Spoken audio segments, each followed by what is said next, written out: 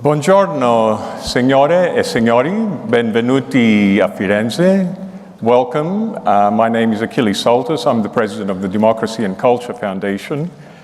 And welcome to this beautiful city of Florence. In some ways, the story of Art for Tomorrow is really about the story of cities, how cities shape and how they foster the arts and culture.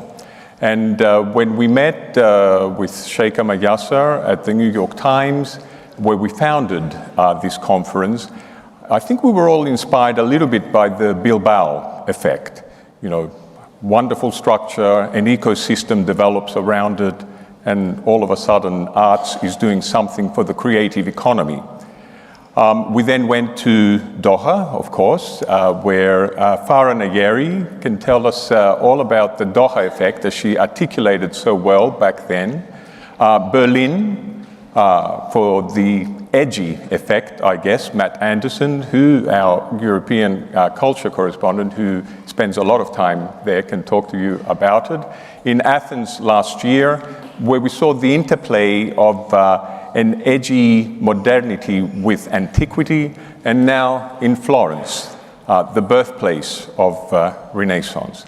It is a beautiful city. We chose Florence because of its beauty, because of its humanity, because of its nobility.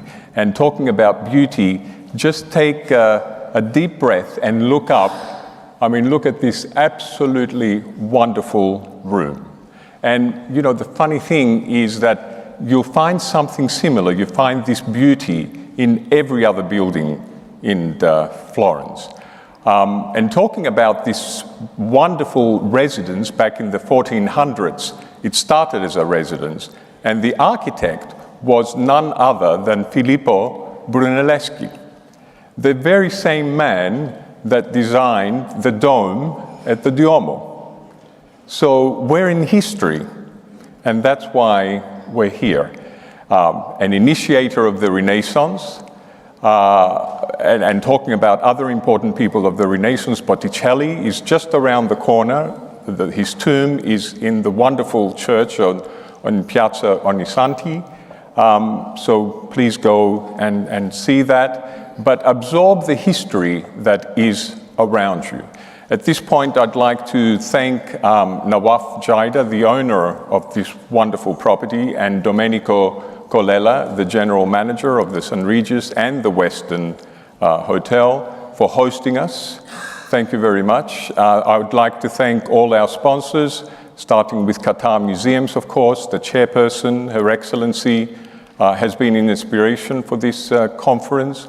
Brunello Cucinelli, as I said yesterday, you know, tradition, heritage, craftsmanship, and the man's humanity, passion for humanity, speak very much to the themes of our conference.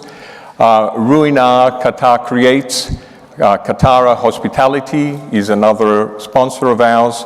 Palazzo Strozzi, where we all enjoyed the hospitality of Arturo Garanzino and Riccardo Lamy last night, with the wonderful works that we saw there. So, that's all the thanks that I have to give. There's some experiential events that we will have later today. So please make sure that you sign up for those at the end of the day. Also, start using your social media. This is what it's all about. We're creating content here. And talking about content, I'd encourage you to have a read of the Art for Tomorrow conference, special report in the New York Times. We're partnering with them for so many years. We're independent now, but we're still with the Times in content and in spirit. There will be another special report in a week from now that will cover the outcomes of this conference. So what we decide here, what we talk about, travels around the world. I'd like to, before I introduce the mayor, and thank you very much, Mr. Mayor, for being here. On the weekend, I took a walk wanted to immerse myself in history and went to your Palazzo Vecchio, where you have a wonderful immersive exhibition. And I encourage you all to go. I was struck with one quote there. I think it's something that you produced as being president of Eurocities this year. The future is the story that today passes through about you. Who can you be to animate the future? This is the opportunity we have here. We have the opportunity to create great content and animate the future. So with this, I'd like to call on Mayor Nadella. Thank you very much for being here and hosting us. Over to you. Thank you. Thank you very much. Thank you, Achilles.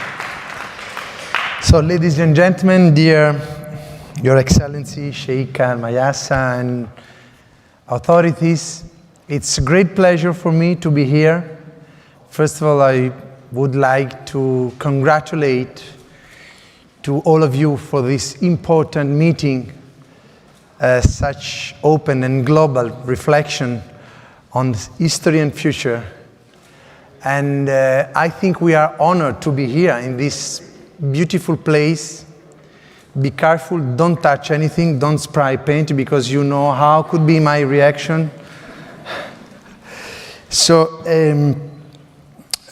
providing an insight of the city of Florence, its beauty and complexity is always a responsibility I undertake with a deep sense of gratitude to my citizens, since I have had the privilege to serve them standing 9 years ago. When I first took office, we had to handle a very powerful yet very delicate ecosystem, which consisted not only of monuments and artworks of the UNESCO area, and I'm very happy to have here the former General Director of UNESCO, Irina Bokova, a great friend of me and Florence. So not only UNESCO, but also of the identity, the quality of life, and the future of its citizens, and of course its visitors. So the sentence that Achilles mentioned remind us that we can't have a future without the awareness about history, and history and future are two sides of the same coin. Florence has always been made of interactions and networks, able to generate growth, development, and new lifestyles. It's a potential that the city has always had within itself from Renaissance to modern days. Indeed, our city symbolizes Renaissance and humanism all over the world, but they are not only heritage of a glorious past. They are a way of thinking, a way of living, a way of leading culturally other cities and communities. This has been and is our challenge. How? Starting from the beauty of this city and the potential of this beauty in shaping not only an amazing landscape, but a community. The power a harmonic environment can have in shaping a harmonic society. And harmony also means social justice, care for environment, growth. It applies to every aspect of our life. We can almost certainly state today that cultural heritage, activities, and arts as a means to social growth establish a fundamental equation between cultural vibrancy and social well-being. Looking at Florence heritage in a contemporary key, I have learned that when striving for humanity's values, we have to consider a specific aspect. The international context of a globalized world economy and relations which in a way have made the world smaller yet more frail and exposed to volatile balances. In thinking global, we must not forget the local dimension, since everything starts from local communities, therefore their cultural heritage. This is one of the crucial aspects that I understood, being president of Eurocities, which is the largest European Mayors Association we have in our continent. And all of us mayors are working together because we are really aware about how important, how crucial is a common commitment, a common engagement for an international cultural heritage. We need to restart from them by putting them at the center, because they are the very core of our existence as human beings and as a social ones.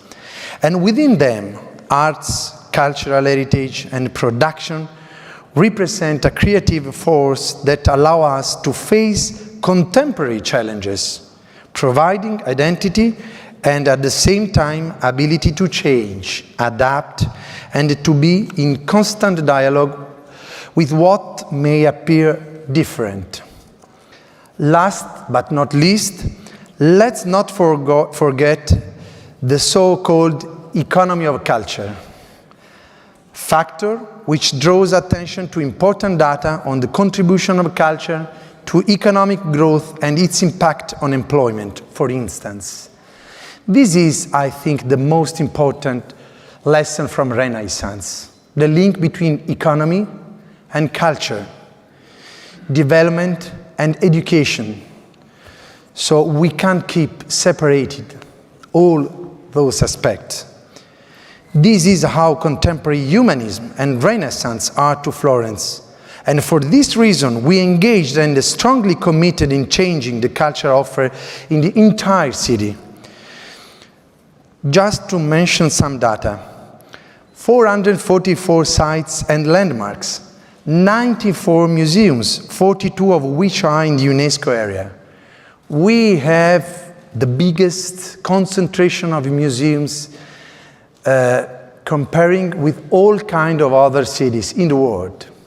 One museum for each 4,000 inhabitants. It's incredible. In the last few years, Florence has been rated in the top 5 cities for quality of leisure and culture offer in Italy, top 3 for culture vibrancy in Europe, and the first for the best museums in the world with the Uffizi Gallery. Contemporary art and culture production must be in dialogue with pre-existing heritage, and this is another point. We have an important mission, how to protect in the best way our cultural heritage. But it's not the only challenge.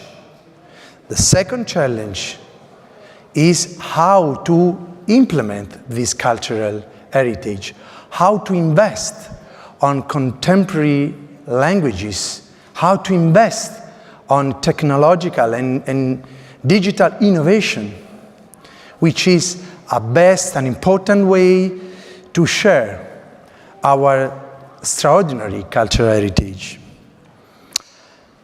And currently we produce at least 10 high-level events per year, 5 international festivals, one of which the Estate Fiorentina, entirely produced by the city of Florence.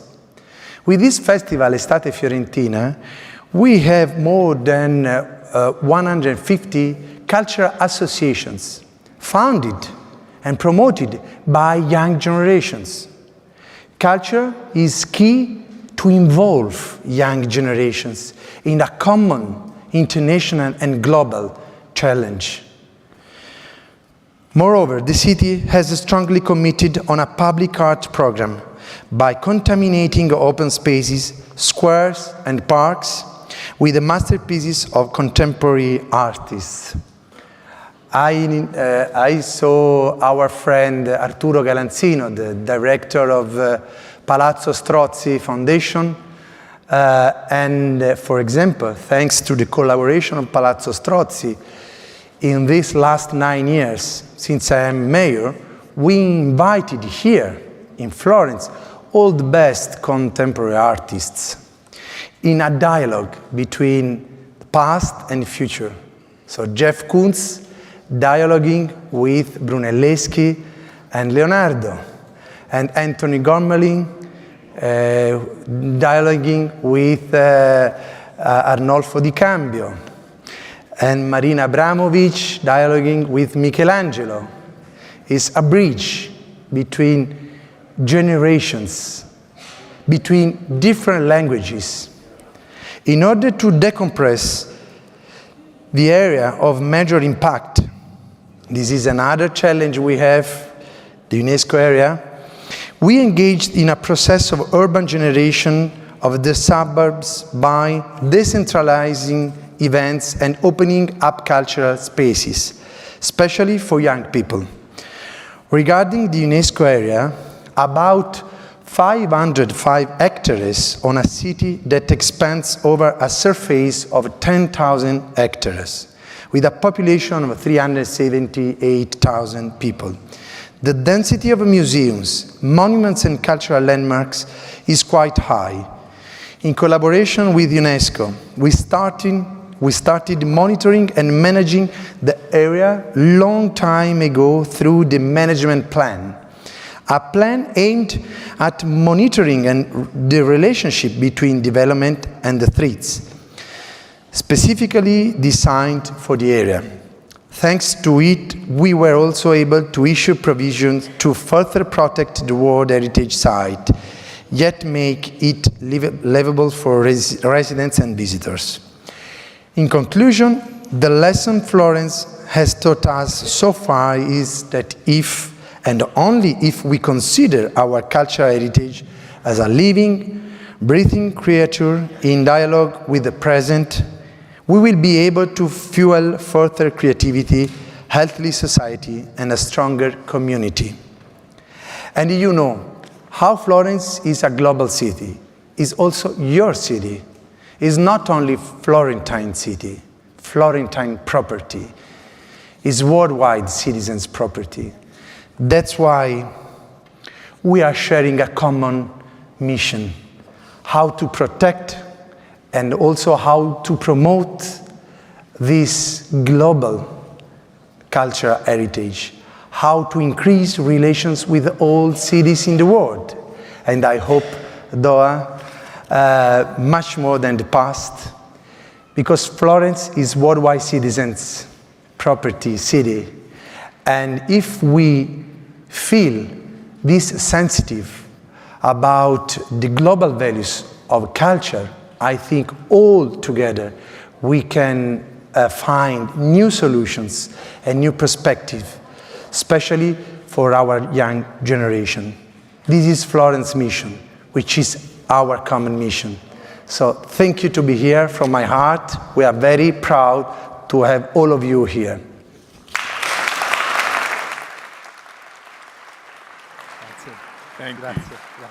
Thank you, Mr. Mayor, for articulating why we're here in Florence so well. And we now start our plenary part of the conference, and Farah Nayeri, our culture writer, will kick us off with the first panel. But before Farah and her panel comes on stage, in the ancient tradition, we have a provocation, the opening provocation, that will be delivered by Andrea Emelith, who is the curator of the Edo Museum of West African Art, art historian as well, and curator. Andrea, please join us on stage.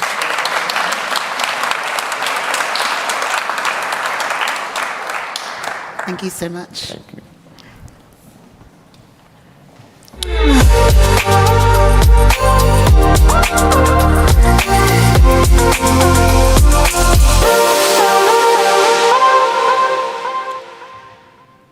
When asked to present this provocation, I started to think about what my voice at this moment in time had to say. As a young curator, newly appointed as the curator of modern contemporary at MOA in Benin City in Nigeria, I am extremely aware that I've been given an incredible opportunity to expand history and to be part of a team that can build a museum for the future. But in truth, this is an opportunity available to all of us in this room. Growing up in London, I loved museums. They were a place of solace for me as a young and curious girl. But I was acutely aware that museums and art could do much more. As I roamed the hallowed halls, I wondered why I couldn't see people that looked like me.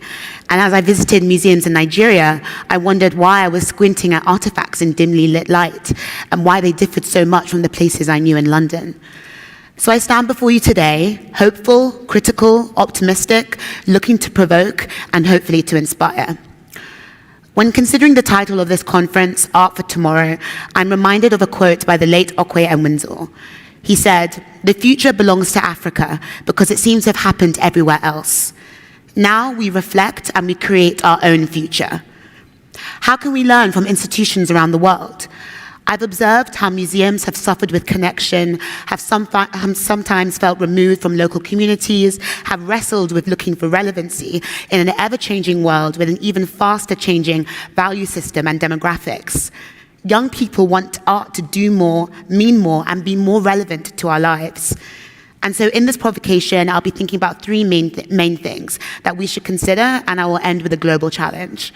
I'm interested in how we can be relevant to our audiences with a focus on youth, how we can sustain creativity economically as a museum, and how we can be better connected to a global art world. So, relevancy. At MOA, we've been handed a blank sheet of paper and a chance to dream. Due to open in stages in Benin City in Nigeria from next year, MOA will be a creative district designed by David Adjaye and other West African architects, and it will be a world-class arts, culture, and heritage complex that will celebrate, research, and conserve West African and diaspora art from the antiquity to the modern day. You probably would have heard about the museum when it was announced. It made a splash in the middle of a hot restitution debate. But in searching for relevancy, MOA's ambitions and scope must extend much more than being a repository for Benin bronzes. Ancient history will galvanize the present. At the heart of our mission is to excite, support, and inspire youth and contemporary creatives, from music to film to art to fashion, and this will hopefully inform our programming. It will definitely inform our buildings, our digital presence, and our ethos. We must look to for the truth and consider the absences. There is danger in absence. My current research is focusing currently on Nigerian modernism, and I'm often met with confusion and disbelief as people think that modernism didn't happen in Africa. When the Benin bronzes were discovered, it was not believed that Africans could have made work of such sophistication. This disbelief and these limited legacies also uncover how we see. In choosing not to know, we're choosing what we want to believe. This is shaky territory, and it cannot go on. Each day we choose not to face the past, we are choosing to limit the understanding of the people of the future. Archives are lost, memories die, and we die, in spirit and in heart and in sensibility. Expanding art history and creating museums of our work on the continent is an act of restitution as well. Art shows us who we have become. Right now, we are the sum total of our habits, our courage, our cowardice, what we have learned, what we have been told, whether true or untrue, and all of that comes together to think about our fight against injustice, and that is a fight of finding ourselves again. Propaganda turned continents dark, but this must be undone. Young African populations expect and they deserve the truth. Thinking about economic opportunity and how that fits into the museum model, we are looking to address a need. West Africa has a young population with over, for example, 70% of Nigerians being under 30. Unemployment is high, jobs are short, and the day-to-day pressures are very real. So uplifting and working with the hyper-creative communities, engaging with long traditions of crafts, artisans, and ensuring that we are not only places of display and celebration, but also of learning, career building, and creating a better future is incredibly important. Instead of building a palace for art, we deconstruct the museum itself, creating an expansive creative district and ecosystem that addresses the need of West Africa head-on. Art will not be the only thing that lives at MOA. Artisans, artists, and all manner of creatives will make the museum campus our home. To build a critical social ecology, we must build incubators to archive and reimagine knowledge directly on the continent. But a world-class museum is not world-class if it revels in its shininess as where the surroundings are crumbling. We can be a blueprint, a convening point, a point of outreach that helps to grow and sustain museum infrastructure throughout West Africa, working with our living culture, our artisans, our local regional museums, a vibrant contemporary art scene, and forging meaningful relationships and partnerships with museums in the West and globally. A culture is a living culture, and it's rich and replete in its greatness when it comes from a foundation that is nourishing and has enabled it to grow. A platform for people to buy into and celebrate joyfully by immersing in tradition and custom. Culture can build nations. Think for a moment about how culture has shaped the places that we know. Scotland has embedded tweed into its national identity. Italy is home to artisans in many towns, Burano for lace, Murano for glass. West Africa is abundant in artisans. If you visit Igon Street in Edo State, in Benin City, you will come across a street of bronze casters. This is a guild that has passed down the art from father to son for more than 1,000 years. The same street where the famous Benin bronzes were cast is still in operation. There is an immeasurable opportunity to elevate our artisans and nourish our cultural identity. And nourish is a key word. Culture must be nourished by something living and vital. It is our role, from the museums to the foundations to the galleries in this room, to nourish culture outside of walls and even in what might seem to be faraway places. Doing that brings these places and our histories closer, transforms our worldview, boosts economies, and supports our future. And the next is connectivity. We must all be connected. Thinking about Benin bronzes and the restitution debate, the truth is restitution is shortchanged if it doesn't connect with the present and the future and catalyze a new form of connection. The return of objects does not reach its maximum impact if the global art world does not link this moment with the vibrancy of Africa's contemporary art scene and come together to support its overdue rise and those working within it. It is urgent to discover how the divided parts within us function together and live as one. As a diaspora, Nigerian but British born, I exist at an intersection of addressing the art history of a continent as the world is just starting to wake up to it, and in doing so, learning more about who I am in the process, almost in parallel. I exist in two worlds and I'm of two cultures simultaneously, and because of that, I think about things in a pluralistic way. How powerful a truly global art ecosystem could be. How intrinsically vital it is for institutions in the West to work with institutions in Africa like MOA to establish a real cultural exchange. Art and culture are porous. They allow influence in, and it should work both ways. We cannot be an island. How can the Western art world engage and support institutions in West Africa and across the continent and connect these thriving hubs with their own so that this is a creative moment that is sustained? In the pursuit of a truly global arts ecosystem, one can envision a true and equitable connection of cultures and circulation of cultures. If globalization can bring Africa to the world and the world to Africa, how does this circulation produce returns? Restitution addresses the injustices of history and is symbolic as it reintroduces missing pieces back into the canon, but it should not be allowed to be static and one-dimensional. The return of objects such as the Benin bronzes is not the end of a relationship. It is just the beginning. At this moment, for example, I'm curating an exhibition that proves this concept. Without revealing too much, it's a Nigerian art exhibition that starts in Europe at one of the art world's most prestigious stages, and it travels back to Nigeria and hopefully further afield.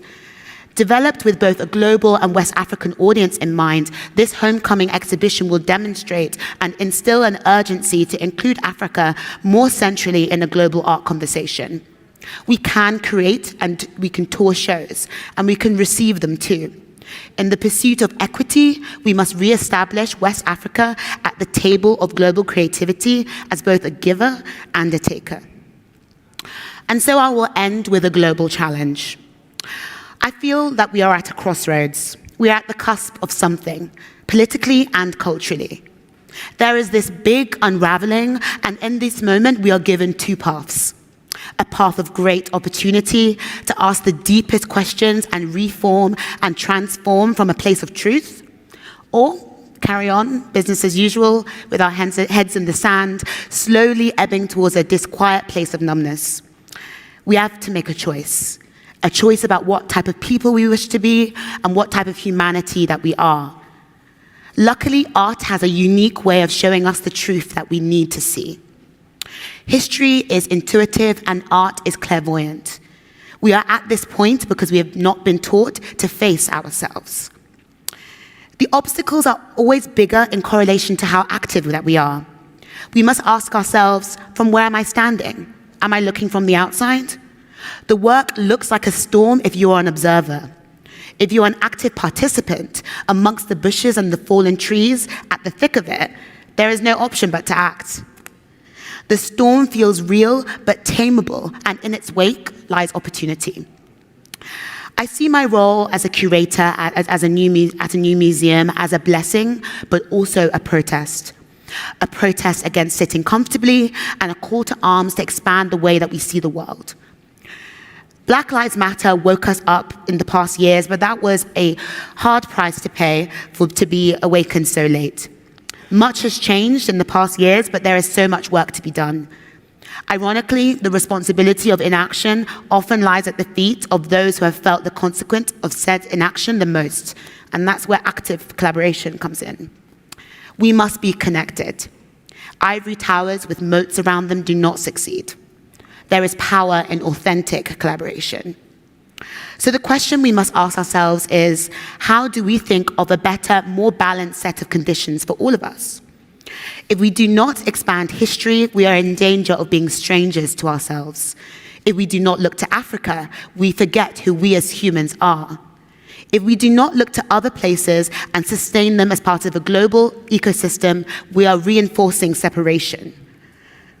What I want you to take away is a feeling that this is personal, because it is. We should feel these issues personally, as personal outrages. These are not just opportunities for Africa, these are possibilities for the world.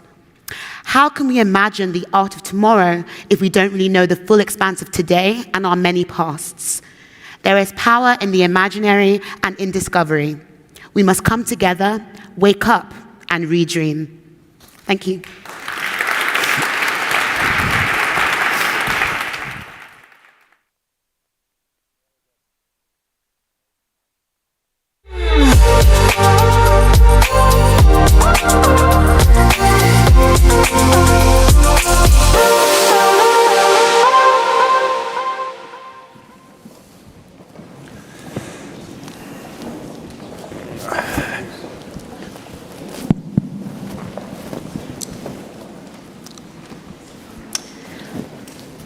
Ladies and gentlemen, good morning to you all from sunny and beautiful Florence. It's a pleasure for me to present the first panel discussion of the day, in which I'll be putting the following question to three very distinguished panelists. What is the role of the museum? If I could ask all of you to be seated with mobile phones switched off, that would be a courtesy to my speakers. Thank you. Before I quiz them on the question of what is the role of the museum, I thought it might be worth asking what may seem to all of you, and even to me, a very obvious question: what is a museum? Until fairly recently, the answer to that question was pretty straightforward, I think. A museum was a place where you looked from a safe distance at objects of artistic, historical, or beautiful nature that were either hanging on the wall, they were perched on plinths, or they were sitting safely in glass vitrines that we all kind of looked at from behind the glass, obviously. These objects were selected and curated by experts and specialists who knew more than we did. We were passive viewers of all of these objects, and that was what a museum was. Today, there are lots of clashing views about what the museum is or what it should be, including at the body that actually unites all of the museums of the world, the International Council of Museums. And at that umbrella body, there was a huge debate that went on for actually 2 or 3 years. Of course, the pandemic lengthened things a bit. But, you know, they couldn't agree, what is a museum? They had huge clashes about that. There was a definition that was brought in 2019, and then all these other people said, no, we don't agree. And the new definition, after lots of debate and lots of coming and going, includes words like inclusivity, diversity, et cetera, and that's what the debate and the arguments were about. So museums in the 21st century can no longer be top-down centers of knowledge and connoisseurship that talk down to visitors. They have to be democratic, reflecting the societies that they're part of, and give voice to the communities that come and visit them. Some museums are taking this community definition very, very literally. I think the Manchester Museum, which I recently did a piece on for the New York Times, has just opened a permanent gallery in their newly refurbished museum. It's the South Asian Gallery, and the curators of this gallery are all members of the local South Asian community. Just think. Curators of a permanent collection in a museum who are actually members entirely of the community. And by the way, some of the objects are from the British Museum. I mean, there are some historic objects in there, but they're chosen by the people themselves. Manchester is also recruiting for a social justice manager. I mean, what is a social justice manager to do in a museum, you might ask? We don't know. We're about to find out. And the director, Esme Ward, who's brilliant, British director, she says, a museum should be an empathy machine. So I turned to my first and very distinguished guest. I have a very great team up here this morning. I have to say, very proud to be up here with these gentlemen. Adam Weinberg, you have been the director of the Whitney Museum of American Art for 20 years. I think that really deserves extraordinary plaudits and applause, which you will get at the end of this session. But you're stepping down in a few months to our great regret, and to move on and do other things. But is your museum an empathy machine?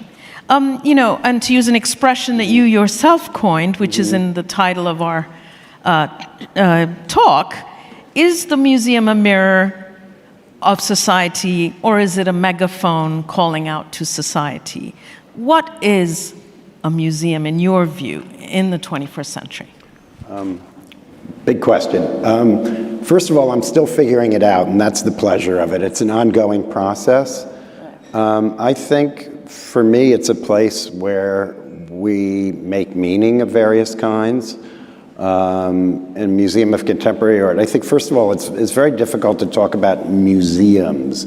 There's so many different kinds of museums, like so many different kinds of people. As we can see on the panel today. Exactly, completely different structures. So what is the meaning of one museum, a particular museum, and how it participates in a larger museum culture? And at least at the Whitney, I think of it as very much as a place of art in real time, which means we are swimming in the river at the same pace of the river, that we can't even feel the movement of the river in a way. And it's the idea of being surrounded by conflicting and complex and subtle and diverse ideas and visions of artists. And for me, you know, the politics of a museum is not simply the most overt notion of politics, but it's really the fundamental questions of asking people to consider the realities of the day that we're in, and really forcing us to look at ourselves in the sense that it is a mirror, and a long answer to the question, but as a megaphone, my feeling is, as a museum, we create the context for artists to be the megaphones. It is not our job to say, this is what we are specifically going out there. We are doing that by the artists we select, the programs that we produce, the context that we create.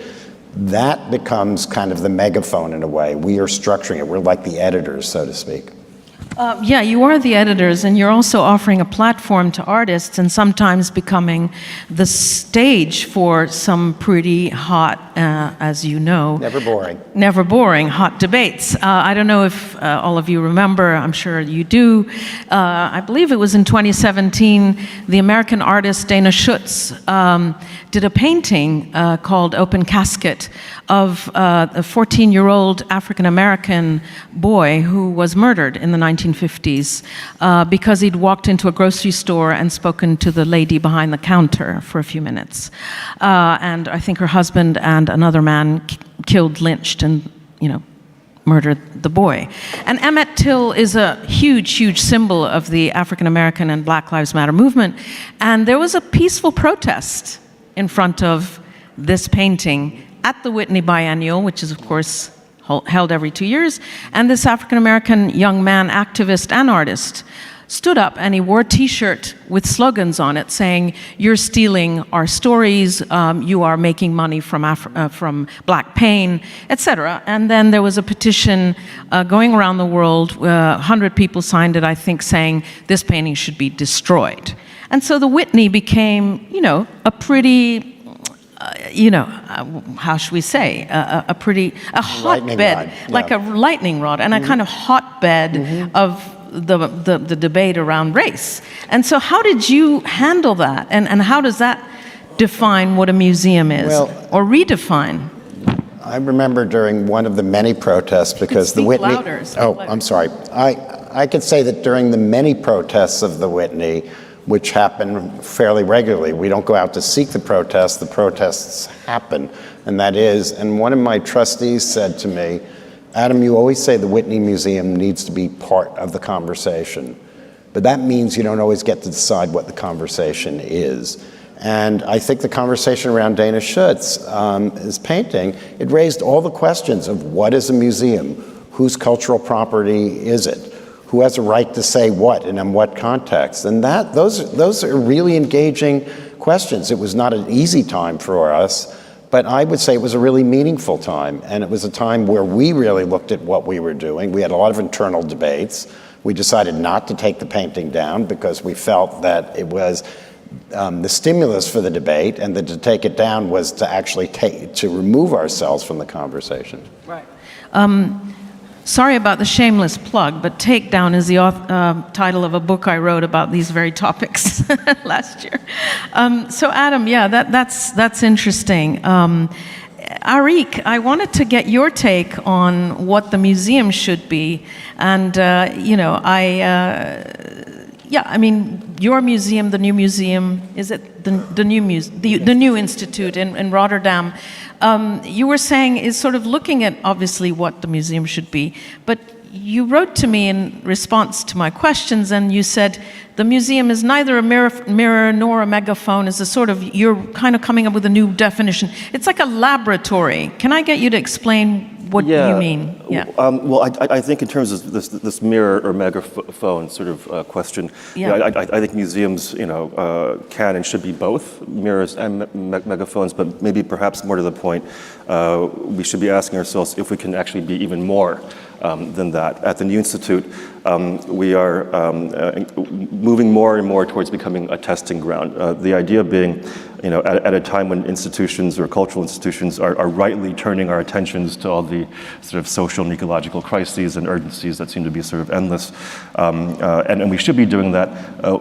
We should be asking ourselves also, though, can we be more than just places of discussion, debate, presentation, posing questions and raising awareness and, issuing oftentimes vague calls to action. I think, So when you say, but I'm trying to understand what you mean by testing ground, because what does that mean practically? So How can you be think, attesting? Yeah. So I mean, so the idea is, can we take what we learn and what we come up with in these debates, in the sort of research that we do and that others do, and actually begin to enact them?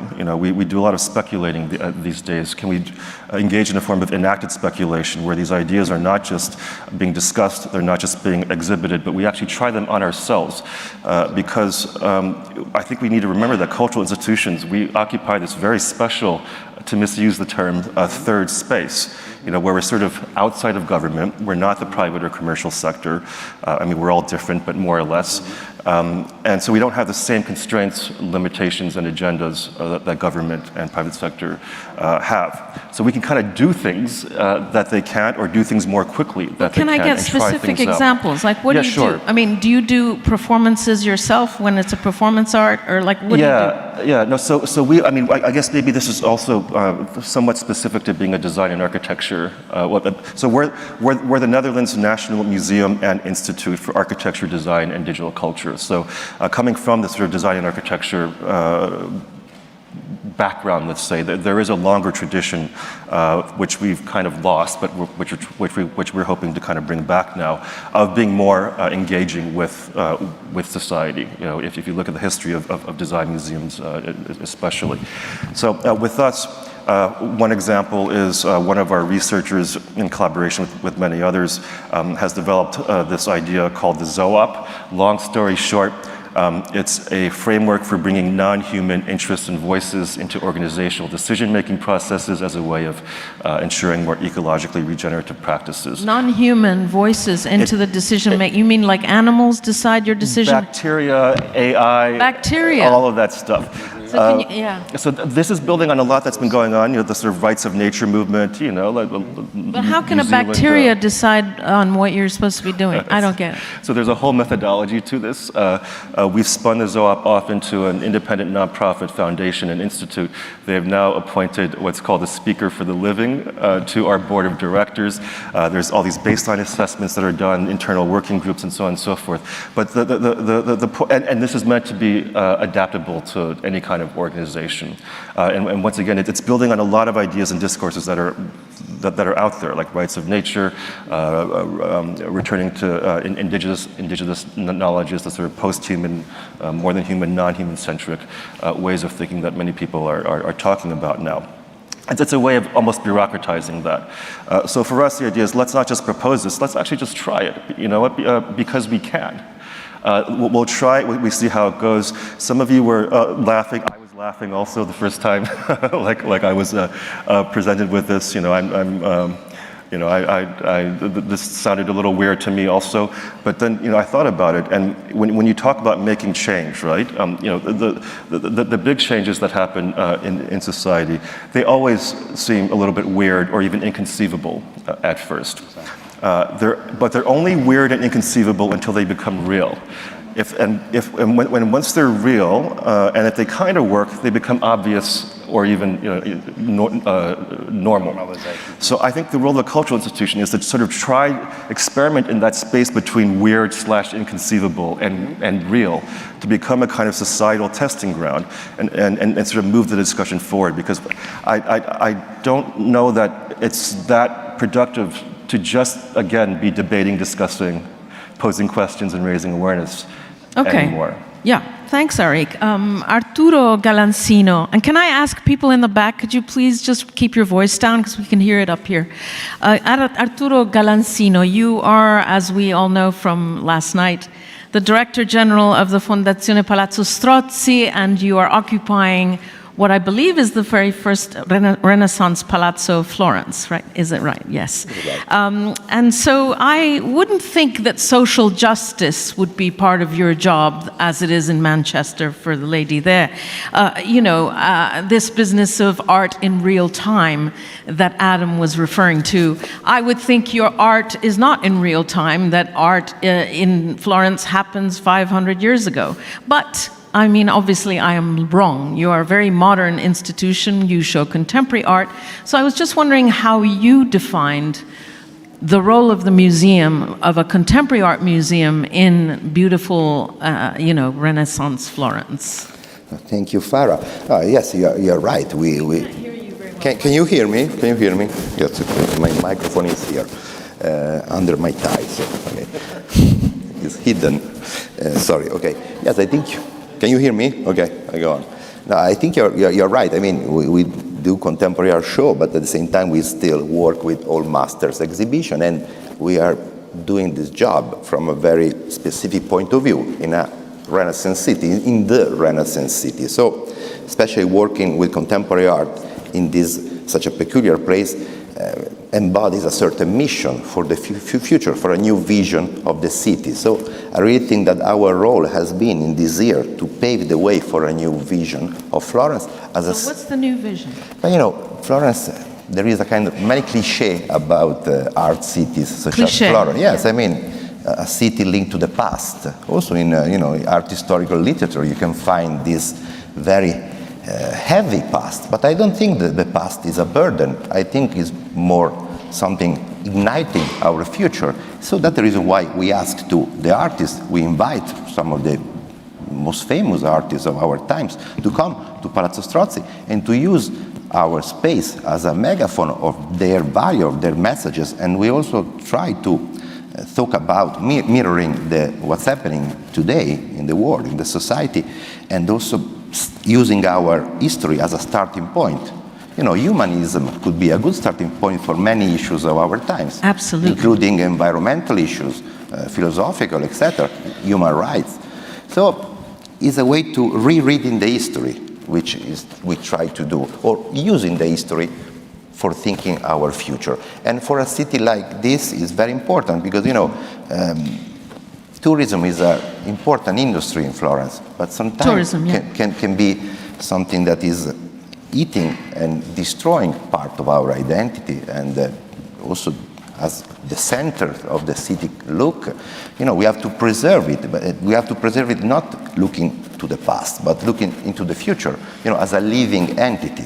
So having this kind of program in Florence, I think it was relevant for Sure, us. And when we had a little email exchange before today, you spoke to me about a major survey of the art of Ai Weiwei, an artist I happen also to know in 2016, and you said the Chinese artist used Florentine history as a source of inspiration for some new works, and then there was something that happened in real life that resonated and that and that your museum actually interacted with. Can I get you to tell that story? Yeah, it's a story that I recently told in an interview, but yes, I'm happy to tell the story again because I think it made us aware about our role in giving voice to marginalized people that normally are out from the cultural system.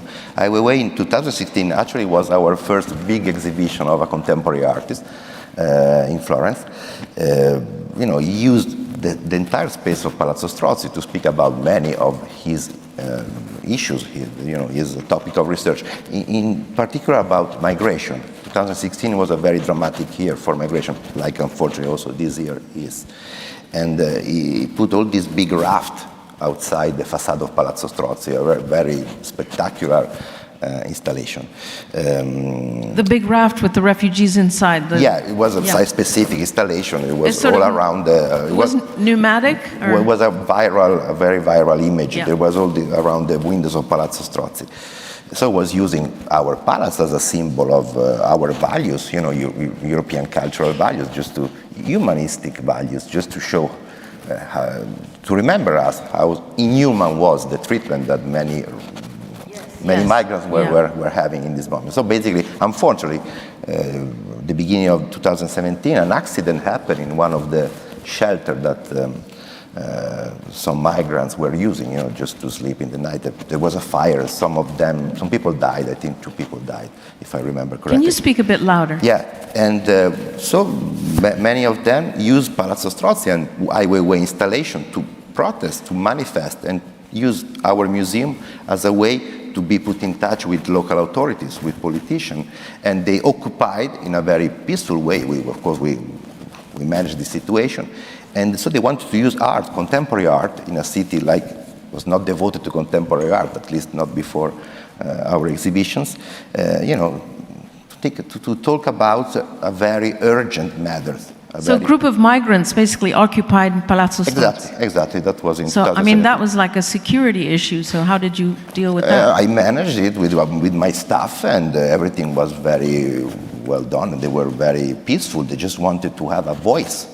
And they came because of Ai Weiwei's exhibition? They recognized probably Yeah. in this installation some of their problems, some of their issues, yes, and their life themselves. So that's very interesting. So obviously that kind of infiltrated your thinking about what your museum is, yeah? Yes, totally. Yeah. And so, I'm going to carry on conversing with these gentlemen, but would love to hear from you, because we all love museums, otherwise we wouldn't be here at the Art for Tomorrow conference, and we really would welcome any thoughts, or actually questions. We would rather have questions than thoughts. Yes, we have a question in the back, and then I'll come back to the panel. But let's hear from the audience. We have a couple of questions. I don't know. Yes, can we have a microphone here in the third row? Thank you so much. Yeah. And we have a question in the back. Hello. If you could, I guess you're Lapsley, but if you could introduce yourself and give your name and... Hi, I'm Holly Lapsley. I was speaking yesterday. You're an artist. Yeah, I'm an artist. As we uncover additional information about artists of the past, say an artist with a history of violence against women, how do you balance the showcasing of the work whilst respecting the problematic issue of putting controversial figures on a platform, which I'm sure would be a contradiction to the ethos of the museum? Yeah, that's a good question. Adam, you want to take that one? Sorry. That's a real easy one.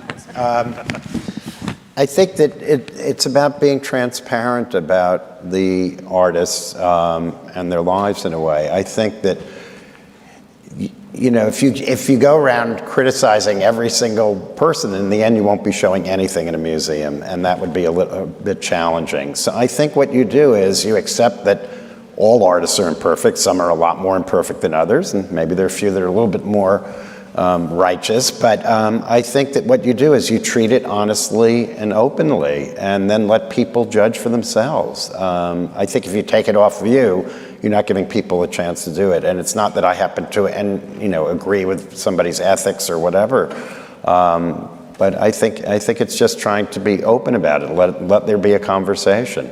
Yeah, I was wondering, because a follow-up on that, this is something that I was looking to in my book, and we're looking a lot at Gauguin, and how Gauguin is now being reviewed and revisited. And, there's an artist such as Balthus. I know you didn't have a Balthus and don't have a Balthus in your collections, but Metropolitan has one in their collections. And Balthus, as we all know, painted very young girls in positions that would probably make a modern-day viewer uncomfortable. And I just wondered, what would you do with a Balthus? What would I do? I don't know. I'm lucky. I don't have to deal with Balthus, but I guess what I am thinking about, based on my colleagues, is that every artist is a contemporary in their times. I was looking at Caravaggio, and I was thinking of how radical that work is. Yeah, and he was a murderer. He was a murderer. And he was a murderer, but also his approach to sexuality, his approach to visual context, his approach to class was really, really radical. Today we look at it as treasures and masterpieces. And we have to remember that in its time, really great art often is disruptive, and it's controversial, and it's also, there are things that we're happy about. But I think, good people do bad things and bad people do good things. And that, it's very simple. It's very simple in that way. We have to accept that there are great artists who are very flawed people.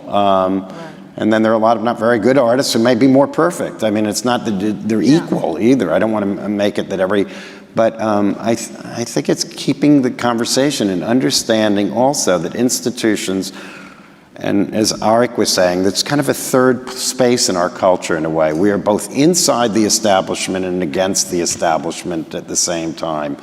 I remember during Trump's election, there was a political artist named Martha Rosler who came to a convening at the Whitney, and she got up and said, we need the Whitney Museum of American Art. And I was very proud and everything. And then she turned and she went, the Whitney Museum of American Art. And what I realized, though, in that contradiction is exactly the third space of the museum.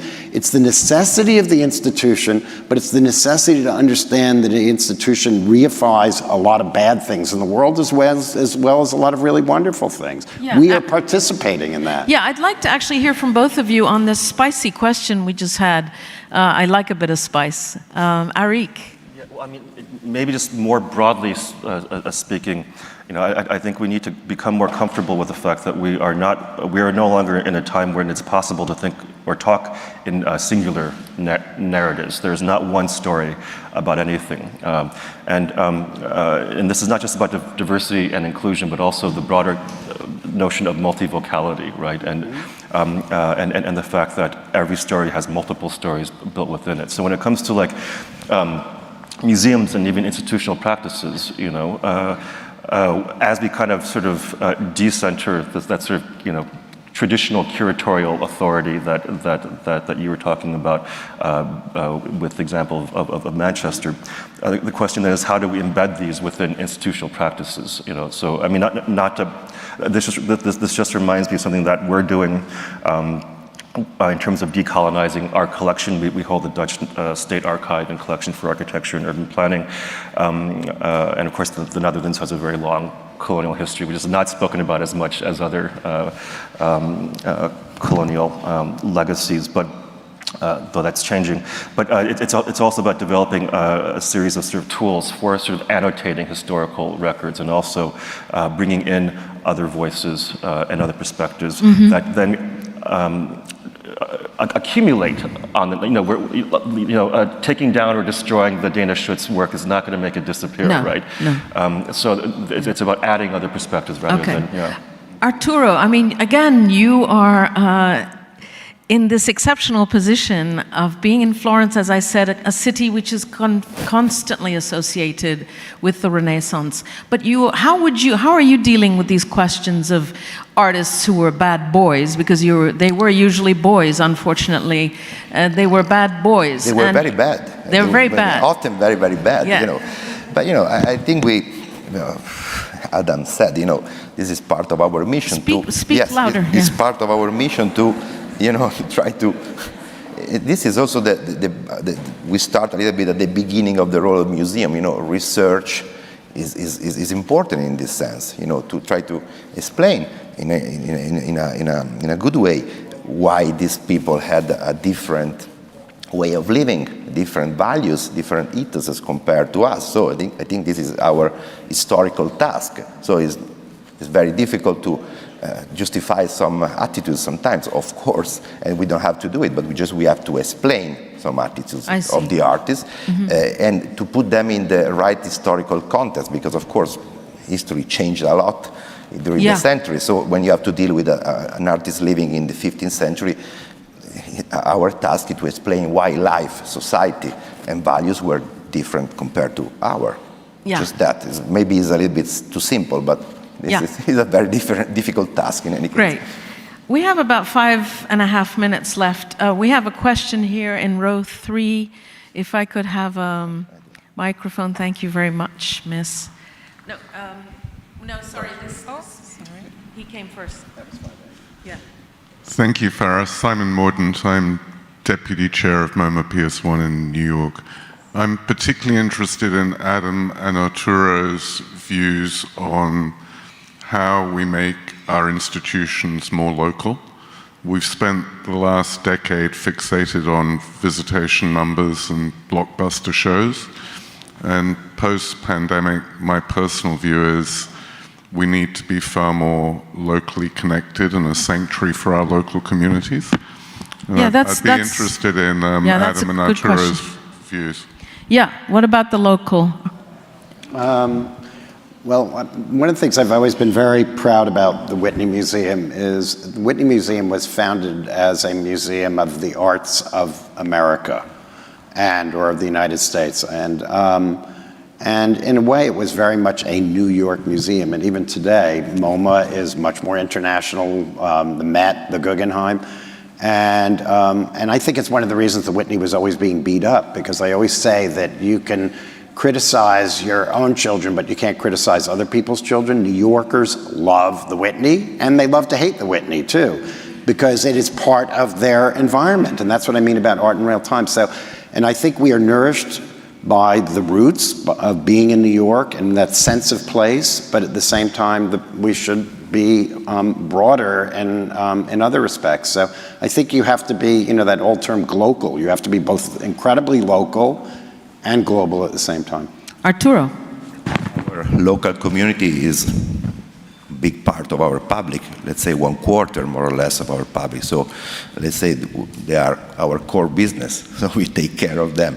And it's very important, I think, to work in a local perspective. Of course, we want to attract international crowd. But Florence, when you come for the first time in Florence, you don't come for a Marina Abramovic show. You come For a what show? Just an example. You don't come for a contemporary art show if you come for the first time in Florence from Asia or from America. I don't know.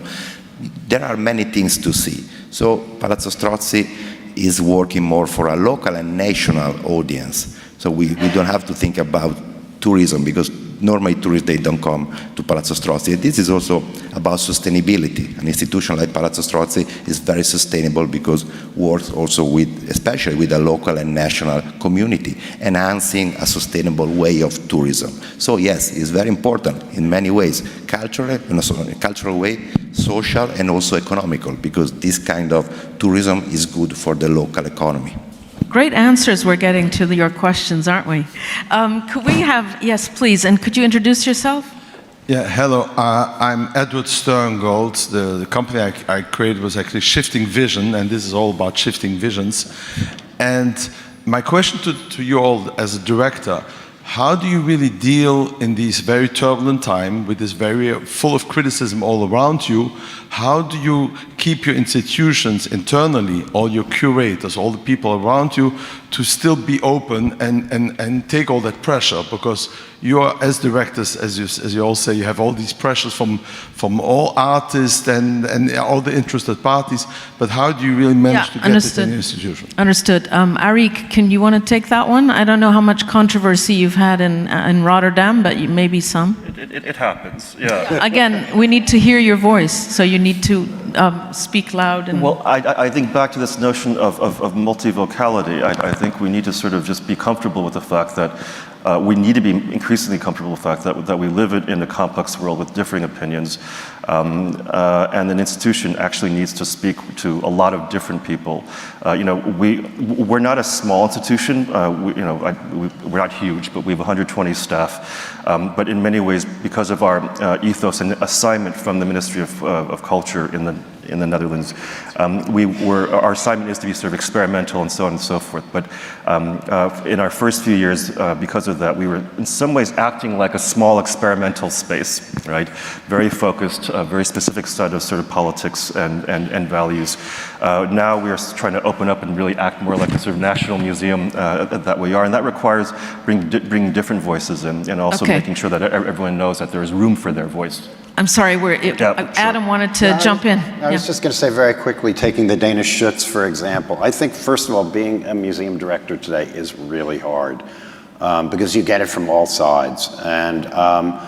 But we were being criticized on the left, and we were being criticized on the right about the Danish Schutz. And it was really interesting when one of my colleagues said, we must be doing the right thing if we're getting it from both sides. And I think that's my short answer to it. Well, I hope we don't get it from both sides, and I hope you liked actually our panel discussion this morning. Thank you, gentlemen. You were wonderful.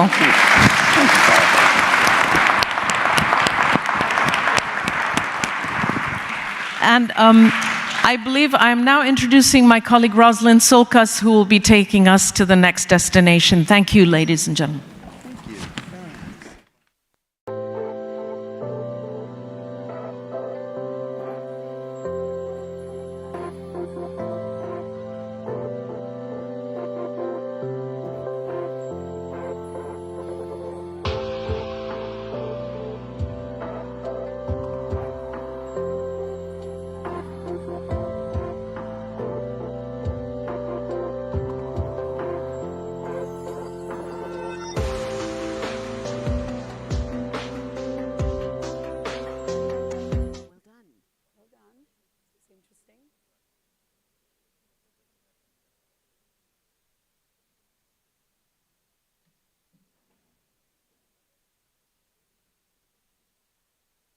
Well done. Now get free. Thank you.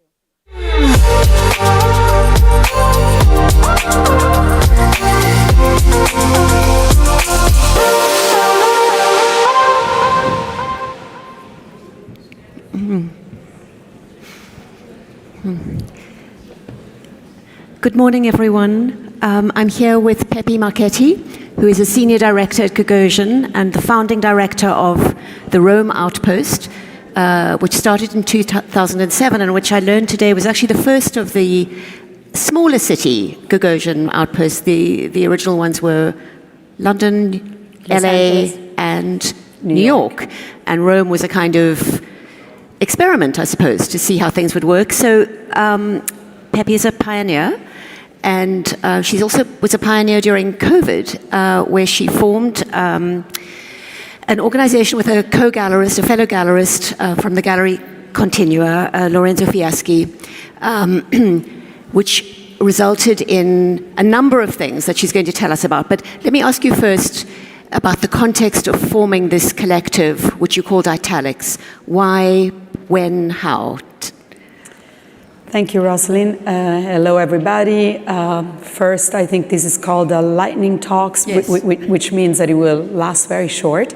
So I decided to bring some visuals that hopefully will integrate the few things that I will be able to say. Italians are notoriously verbose, so I know this will be a challenge for me.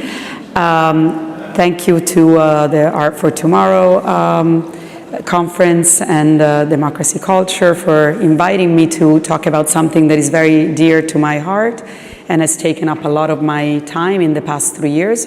It's also important to say that it's my voice, but it's the voice of a collective of 69 galleries that eventually came together to form this at a very difficult time. It was, in fact, just a little over 3 years ago, in the spring of 2020, in a very somber phone call with Lorenzo of Galleria Continua, that we started daydreaming about this initiative. We started wondering what we could do, at a time when museums were closed, our galleries were closed, artists were calling about their exhibitions, long time planned, being indefinitely postponed or canceled altogether. What we could do to support the ecosystem of art, come together, creating synergies between peers, and also give back. I mean, we really felt that it was a moment when we should come up with an idea, not a commercial idea, but an idea that would allow us to give back to a larger community our experience as a center of cultural production. So how did you start? What were your initial, you didn't start with 69 galleries, I presume? No, well, we were just two on that phone call, but we were locked in, sheltered in place. But we thought of inviting a few closer colleagues that we thought would be interested in developing a number of these ideas with us. So it was 9, including the two of us in the beginning, sort of like forming the board of directors of Italics, Art and Landscape. That was the name that we came up with. And eventually, including many other colleagues of ancient, modern, and contemporary art. And this is a very important element in the DNA of what we ended up doing. And I think you're seeing some of the images of what we've been doing in the last three years. Lorenzo and I and several of us strongly believe that art has no time limits. All art has been contemporary in its own time, so the contemporary label can really embrace so many different moments. And in our experience, certainly in mine, running a contemporary art gallery in Italy, even the most radical artists really want to engage with art and history from the past. So that was definitely a main ingredient of what we were about to do. So Pepe, you said it wasn't a commercial enterprise, so you weren't setting up so you formed a website, that was what you did, but you weren't doing that in order to sell art. No. So what was the idea? Well, it was also a time, you have to think about it, was a very difficult time for Italy. We were basically considered, in the very, very first few weeks and months of the pandemic, the gateway of the virus to the West. We were under siege. We went overnight from being the hottest destination on the planet to a place where we thought nobody would have ever come back to. And so we decided to focus on something that was also very close to our way of being gallerists. The way that Italy is, an unparalleled place that offers, an encounter between art, history, landscape, and use that, as the main ingredient of our initiative. So we created a website. Obviously, online was the only way at that time, where each of us would contribute tips and stories accumulated over time of working with artists in Italy, traveling around the country, and learning about off the beaten track experiences. So in fact it was a kind of fantasy travelogue for homebound Absolutely. During those first months. Yeah, it's all told in first person. We were keen on making it available from the very beginning in Italian, English, and Chinese to try to make it as available as possible, free for all. And really, again, trying to capitalize on what we felt we could give back through our life as gallerists in Italy, or international galleries working in Italy. And as soon as things opened up, you actually moved into a more practical mode of actually staging exhibitions. Can you tell us a little bit about that and how that related to this kind of travel, imaginary or fantasy travelogue idea that you'd had that you then made more real? Yeah, well, obviously we are obsessed with exhibitions. We're obsessed with coming together. As you know, art is this very gregarious experience. At least that's the way we see it. So as soon as public gatherings were allowed, or even right before then, we started planning on an in-presence emanation of our initiative, and we created Panorama. You can see, in 2021, September 2021, we hosted our first widespread exhibition. It was actually an island-wide exhibition on the island of Procida, which is a small island in the Gulf of Naples. Everybody goes to Ischia, everybody goes to Capri. Nobody goes to Procida, and it's really like a dream place. We staged a curated exhibition with 50 artists in locations, public, private, outdoor, indoor, that created an itinerary throughout the entire island. And it was not only art that was displayed, but it was performances, public talks, visited by 5,000 people, which, especially with something put together in a short time with very little resources at a time when people were not traveling was quite a stunning achievement. Do you think that most of those people came from people who had subscribed to the website? What was your response to the website in those early days of COVID? It was quite a good response. Obviously, we all worked through word of mouth and in many other ways through our individual network of relations to promote what we were doing. And we still do. I mean, it's still something that is funded in a very grassroots way, and so we use all the resources we can, including, again, word of mouth and our own resources to spread it. But it was really an incredible experience. I mean, you can see the signage, we were working day and night ourselves, putting up signage, creating opportunities to discuss about art and the connection between art and landscape, which I think it's something that, Italy can certainly, give. Use. You told me that you would like to do one of these panoramas every year in a different region of Italy. So that gives you about 20 years to go, right? Yes, exactly. I mean, the plan is definitely, and we are approaching our third, in fact. Where was the second one? The second one was in Puglia, in the coastal town called Monopoli, where we exhibited 60 artists. Again, as the first edition was curated by Vincenzo De Bellis, then curator of the Walker Art Center. 50 artists spread all around town. There were 7 performances, including one which I think you saw an image of, which entailed swimming at dawn.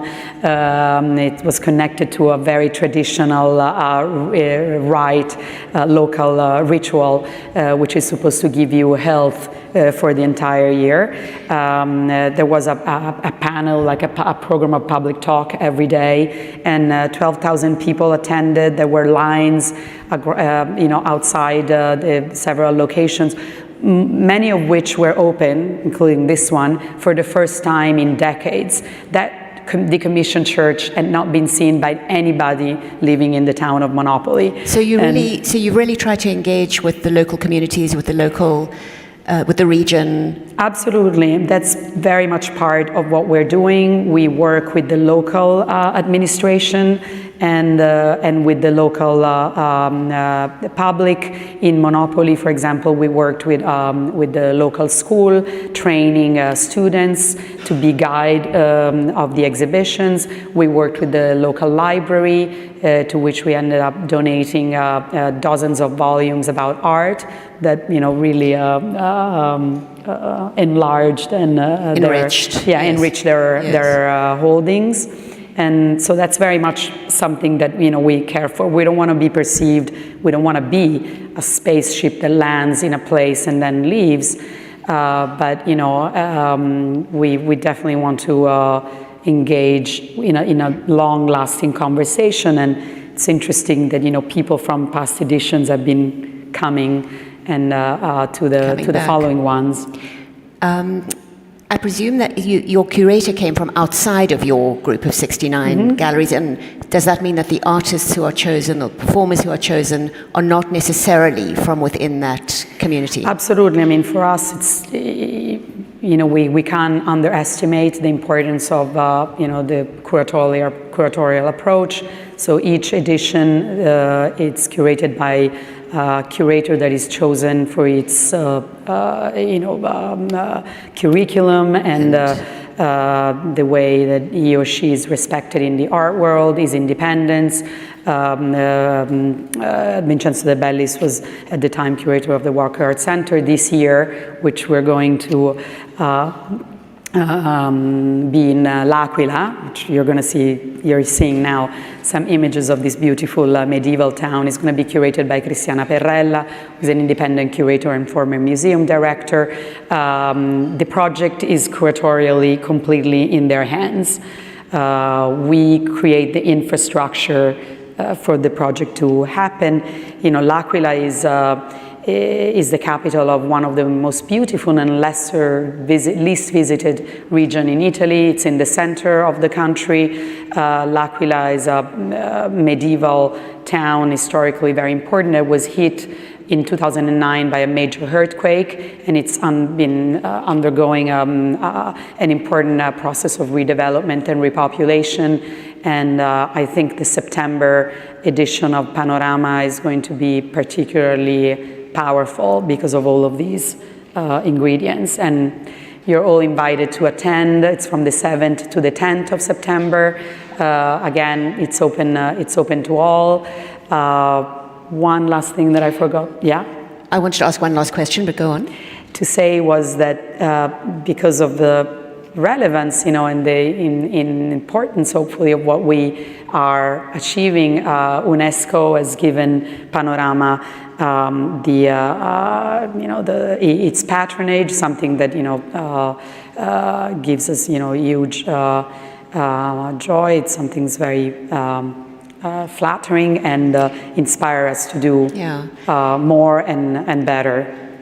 That's clearly you've achieved an enormous amount with this, but in the spirit of the forum, let me ask you one last question, which is, in what ways do you feel that this has actually really made a difference to the people both within your 69 gallery community and without? I mean, has it just on a purely commercial level led to collaborations, interactions that you might not have had otherwise? Yeah, absolutely. First of all, many of the members of this collective initiative didn't know each other, hardly knew each other, and collaborations among us, even outside of what we're doing together, have started.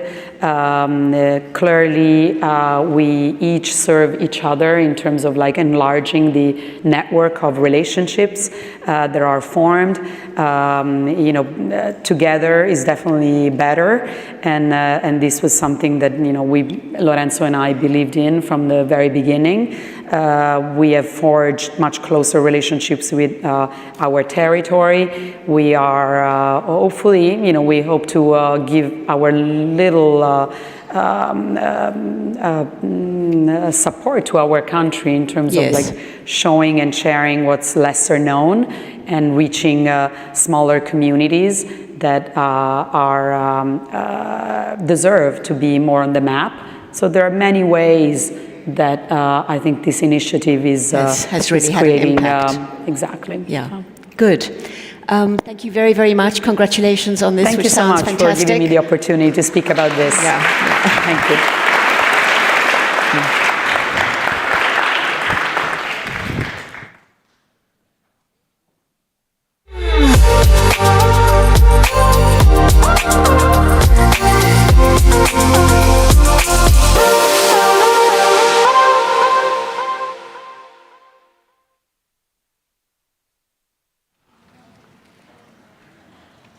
It is a pleasure to join you today on this platform that you have created, where the art for tomorrow becomes more important than ever. As you know, we have been facing the post-COVID situation where the culture sector and the artists has been at risk. Their livelihoods has been in jeopardy. It means that today we have to take in account how important the culture sector must be considered. We want somehow to engage and echo what happened in September at the Mondial Cult Conference in Mexico, where more than 150 member states, through the Minister of Culture, made very clear how important should be culture in the post-2030 agenda. It's not only about one standing alone goal, it's also how we are able to put all the crises that today we are facing, climate change, wars, and other situations like hazards, natural hazards that today are affecting our heritage sites, the construction of our museums, the building our more cohesive society, and the opportunity to have here civil society, international organization, private sector, makes possible to engage in this large debate and dialogue around what is important today for the building of a future where culture can be one of the pillars of sustainable development. So we wanted to be part of this meeting and somehow to ensure that the future that we have to build together will be in what we are capable to leave the new generation. So we want to thank, first of all, Democracy and Culture Foundation for making possible this meeting here with all you together.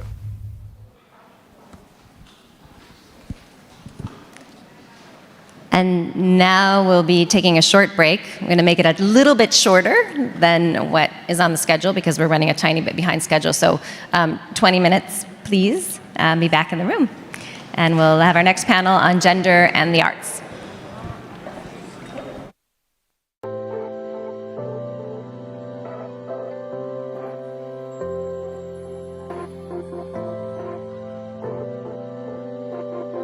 History.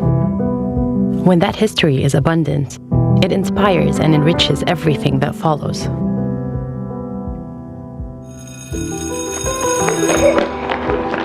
Liwan is proud to be based in the same building as the first girls' school in Qatar. بنات الدوحة هذه كانت روحي أحلى أيامي. It draws from that heritage to offer designers a space where hard work, collaboration, imagination, artistic expression, and creativity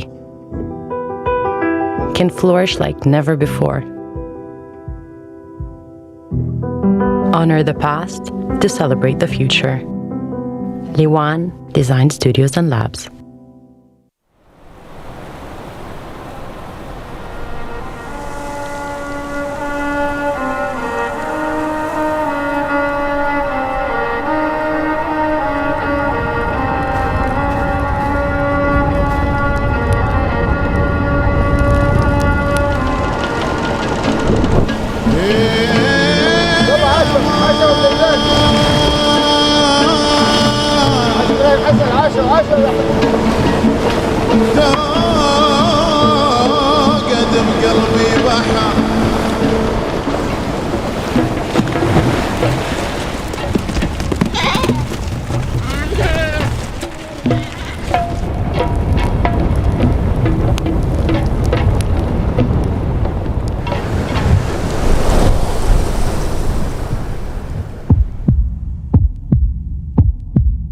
متحف قطر الوطني نبض تراثنا. It's all around us. Have you noticed? It can be that spark in your curiosity, or the desire to create something new, something only you could have brought to life. Maybe you felt it in the excitement of discovering extraordinary things, and in the sights that feed your imagination, that excite you for the future, that make you want to learn about the past. Over decades, Qatar Museums has nurtured art, culture, and education, bringing the world to Qatar and Qatar to the world. Because we understand that these are the things we live for.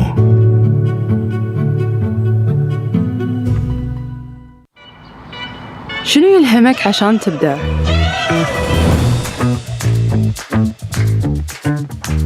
La transformación. تجاربنا في الحياة. Les couleurs. The conversation. تاريخ. Technology.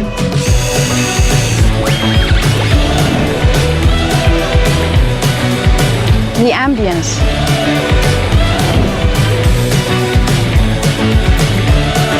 الأشياء اللي حولي. مطافي. تشوفون الإبداع في كل مكان.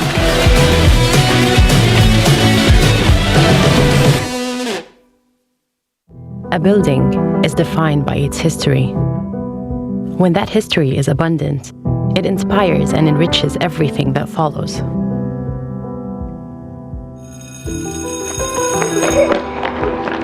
Liwan is proud to be based in the same building as the first girls' school in Qatar.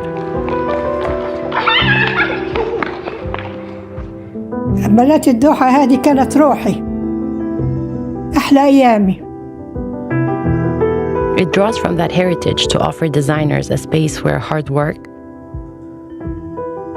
collaboration, imagination, artistic expression, and creativity can flourish like never before. Honor the past to celebrate the future. Liwan Design Studios and Labs.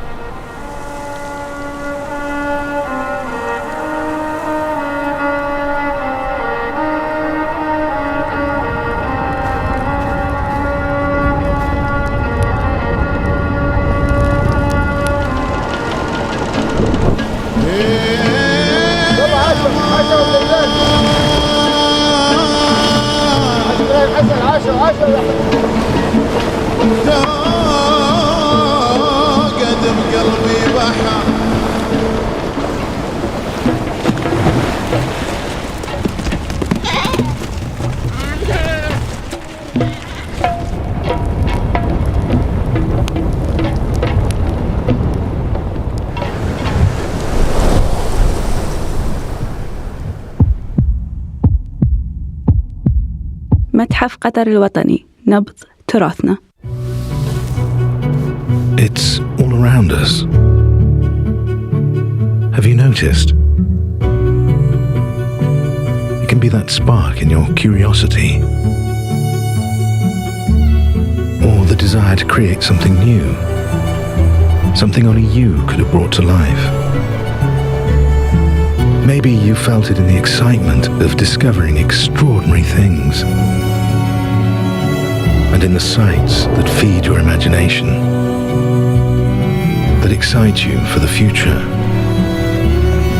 that make you want to learn about the past. Over decades, Qatar Museums has nurtured art, culture, and education, bringing the world to Qatar and Qatar to the world. Because we understand that these are the things we live for.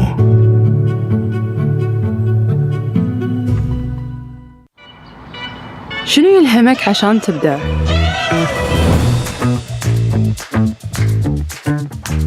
La transformación. تجاربنا في الحياة. Les couleurs. The conversation. تاريخ. Technology.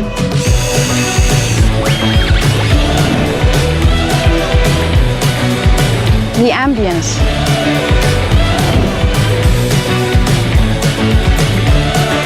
الأشياء اللي حولي.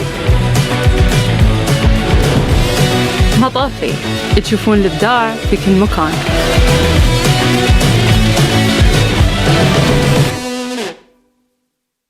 A building is defined by its history.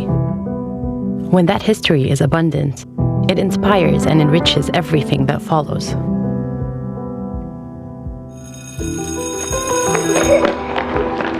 Liwan is proud to be based in the same building as the first girls' school in Qatar. بنات الدوحة هذه كانت روحي أحلى أيامي. It draws from that heritage to offer designers a space where hard work, collaboration, imagination, artistic expression, and creativity can flourish like never before. Honor the past to celebrate the future. Liwan Design Studios and Labs.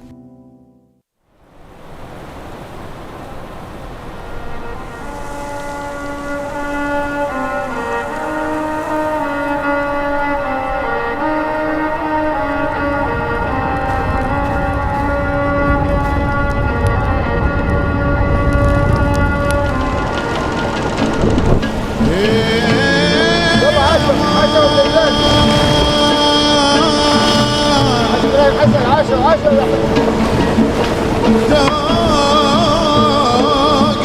قلبي بحر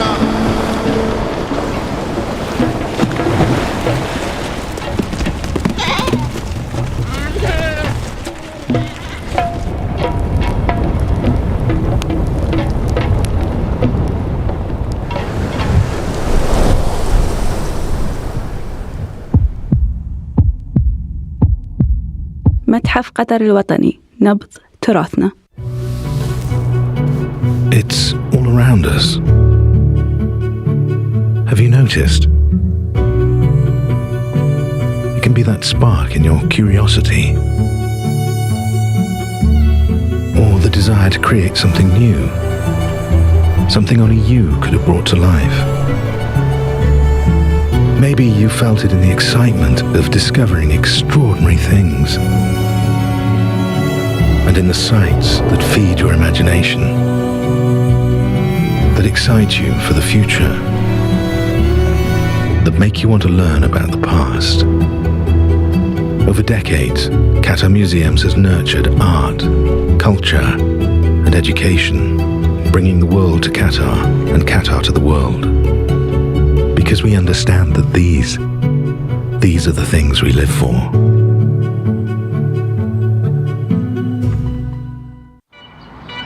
شنو يلهمك عشان تبدع؟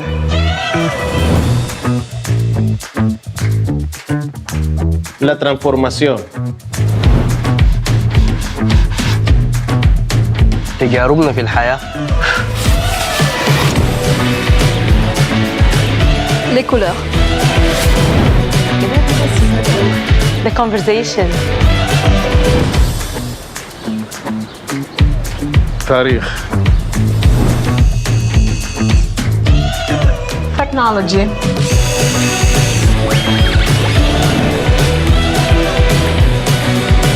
The ambience.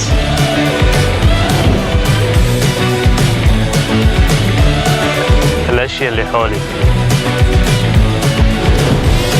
مطافي. تشوفون الإبداع في كل مكان.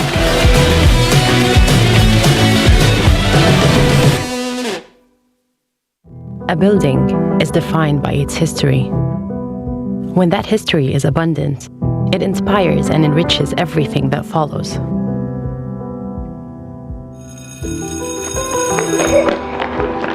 Liwan is proud to be based in the same building as the first girls' school in Qatar. بنات الدوحة هذه كانت روحي أحلى أيامي. It draws from that heritage to offer designers a space where hard work, collaboration, imagination, artistic expression, and creativity can flourish like never before. Honor the past to celebrate the future. Liwan Design Studios and Labs.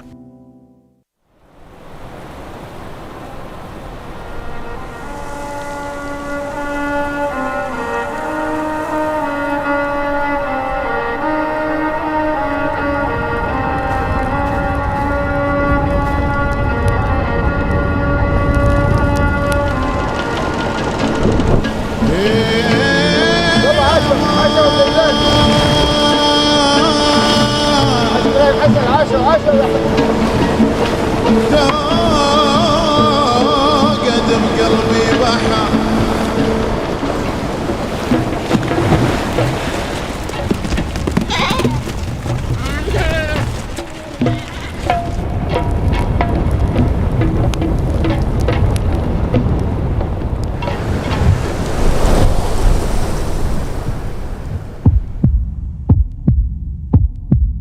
متحف قطر الوطني نبض تراثنا.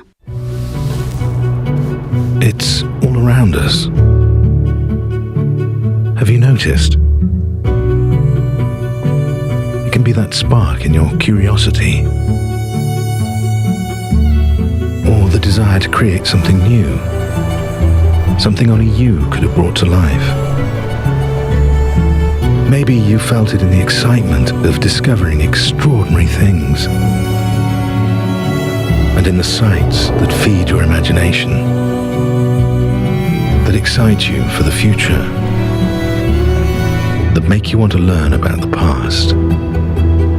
Over decades, Qatar Museums has nurtured art, culture, and education, bringing the world to Qatar and Qatar to the world. Because we understand that these are the things we live for.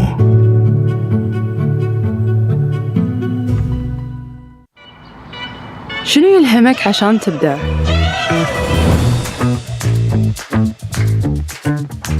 La transformación.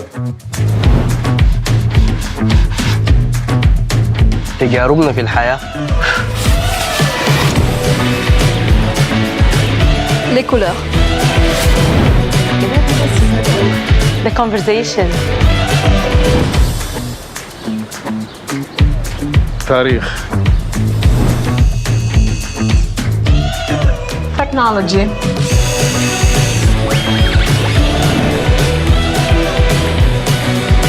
The ambience.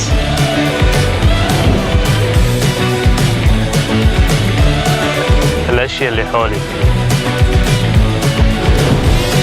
مطافي تشوفون الإبداع في كل مكان.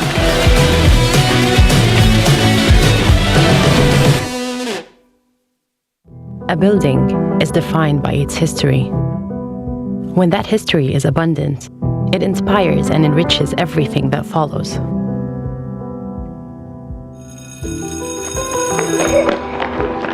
Liwan is proud to be based in the same building as the first girls' school in Qatar.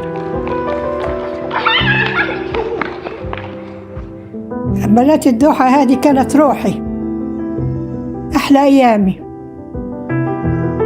It draws from that heritage to offer designers a space where hard work, collaboration, imagination, artistic expression, and creativity can flourish like never before. Honor the past to celebrate the future. Liwan Design Studios and Labs.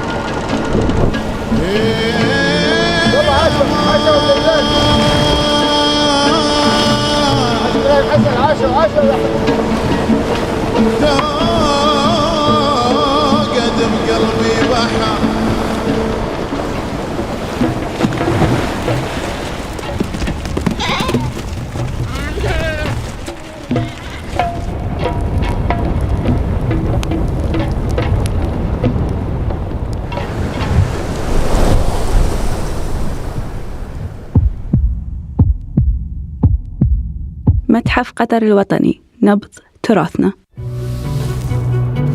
It's all around us. Have you noticed? It can be that spark in your curiosity, or the desire to create something new, something only you could have brought to life. Maybe you felt it in the excitement of discovering extraordinary things, and in the sights that feed your imagination, that excite you for the future, that make you want to learn about the past. Over decades, Qatar Museums has nurtured art, culture, and education, bringing the world to Qatar and Qatar to the world. Because we understand that these are the things we live for.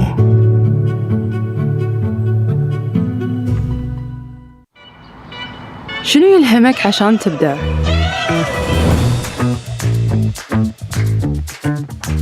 La transformación. تجاربنا في الحياة. Les couleurs. The conversation. تاريخ. Technology.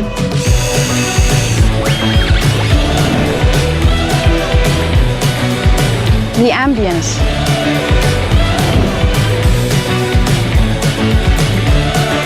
الأشياء اللي حولي. مطافي تشوفون الإبداع في كل مكان.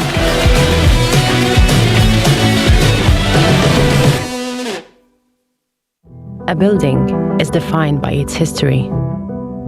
When that history is abundant, it inspires and enriches everything that follows.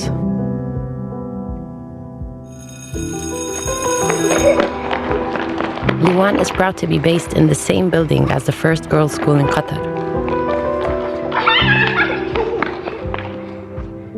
بنات الدوحة هذه كانت روحي أحلى أيامي. It draws from that heritage to offer designers a space where hard work, collaboration, imagination, artistic expression, and creativity can flourish like never before.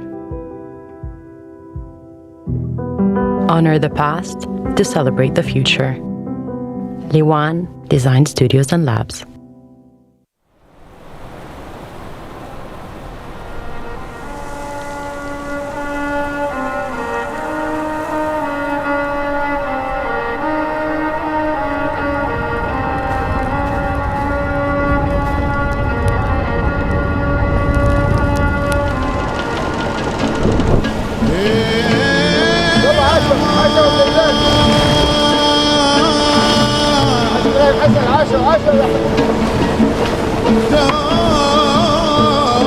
قدم قلبي بحر.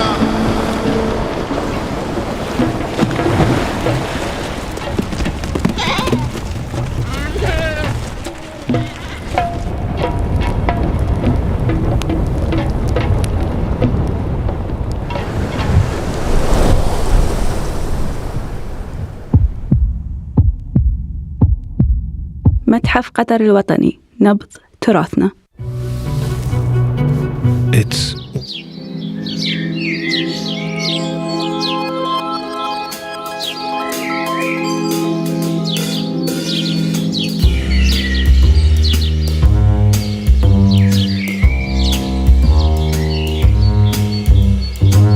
I know why the caged bird sings. She coos and whistles the songs she once sang among the branches. Who remember me this way? Flying freely wherever my wings would take me. Stopping to make a home among the leaves in the sun. And I know, old man, you wanted to save me from winter's frost and the waning of the sun. But this cage cannot contain me, and these bars are suffocating. And now you find my chirping agitating, but this is me, a free bird, now in captivity.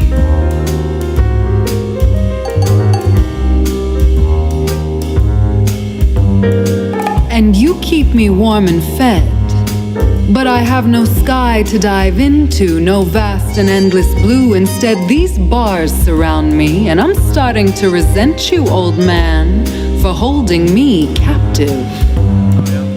Before you caught me, I'd visit you daily. Our special moments were savory. You'd offer seed, and I'd eat from your palm. Then in return, I'd sing you my songs. And we'd go on with the rest of our days. Ladies and gentlemen, please be seated. Came. So too would another chance to say hello, connect a bit and grow the bond of trust, of love. I know why the caged bird sings,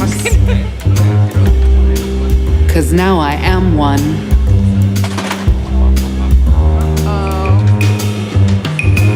And I miss the soft container of trees, the moody sky, the adrenaline of flight, the choice to come back to you, no matter how far I'd roam.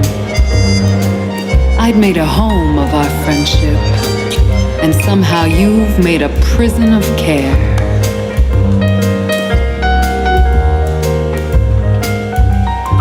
Oh, the weird thing is you brought me inside to spend my days with you, but most of the time you're not home, so what's a bird to do with all this time alone in a cage?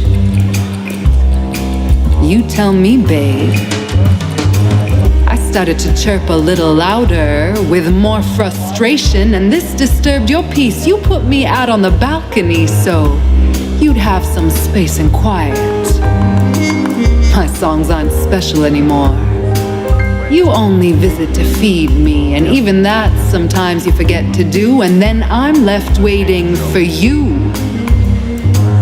in need of attention, unable to provide for myself, stuck in this cage, and inside me swells rage, swells grief, swells longing for the old days when our love wasn't contained.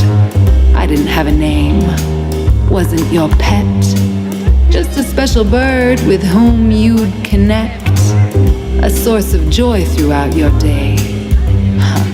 Now caring for me is a chore, an obligation, and I understand you had the best of intentions to keep me safe and protected, but I will die here. My passion for the sky will turn to cries here. I will wither away. I will never fly here.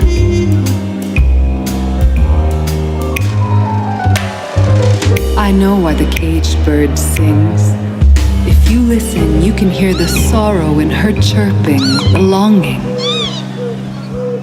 But this bird has many songs left to sing, so let her go, knowing that when she comes back to say hello, it's because you uplift her soul, and she loves you from her bones, and your relationship is light, built on trust, and she can take flight and come back to whom she loves.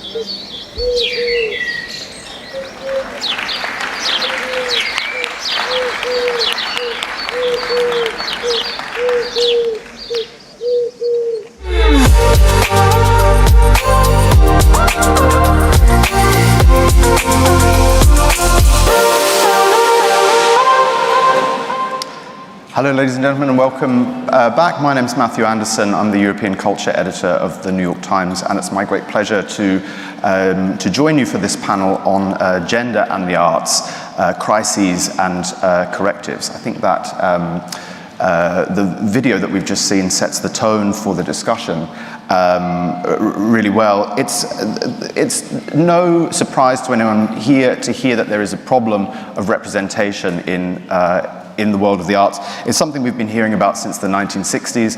Artists have been dealing with it in their work since then, and increasingly it's a topic of conversation, something that we're talking about all the time in institutions, in the press, and in forums like this. But if you have a look actually at some of the data, for all of this talk, the picture still remains pretty grim. So in the UBS Art Market Report, which just came out quite recently, it's the most sort of authoritative report on what's happening in the art market. The figure of representation of galleries, so galleries represent, the artists that they represent make up just over a third. Acquisition into museums is much lower. By one estimate, it's only 10% of all acquisitions in the United States in the last decade. And one figure that I found which sort of really blew my mind came from the Burns-Halperin report, which says that since 2008, at auction, sales of works by one artist alone, Picasso, have been greater than by all of the female artists that were surveyed. So I think there's a sense that we're talking about this a lot, but then perhaps action which might actually correct the situation is lagging behind. And to discuss this issue, I'm joined by a great panel who can look at this from several different perspectives. We have Rochelle Lehman from the gallery Lehman-Maupin, an international gallery which represents many women artists. Christian Levitt, an art collector based here in Florence, who has a significant collection of women artists, particularly in the area of abstract expressionism, and Dana Dejani, a Palestinian actress and poet whose work addresses many themes of inequality, but particularly the position of women and the empowerment of women as well. So I wanted to start, maybe if we could just go back to those figures. I don't want to start on too much of a downer note, but I think also this discussion is premised on the fact that there is a problem.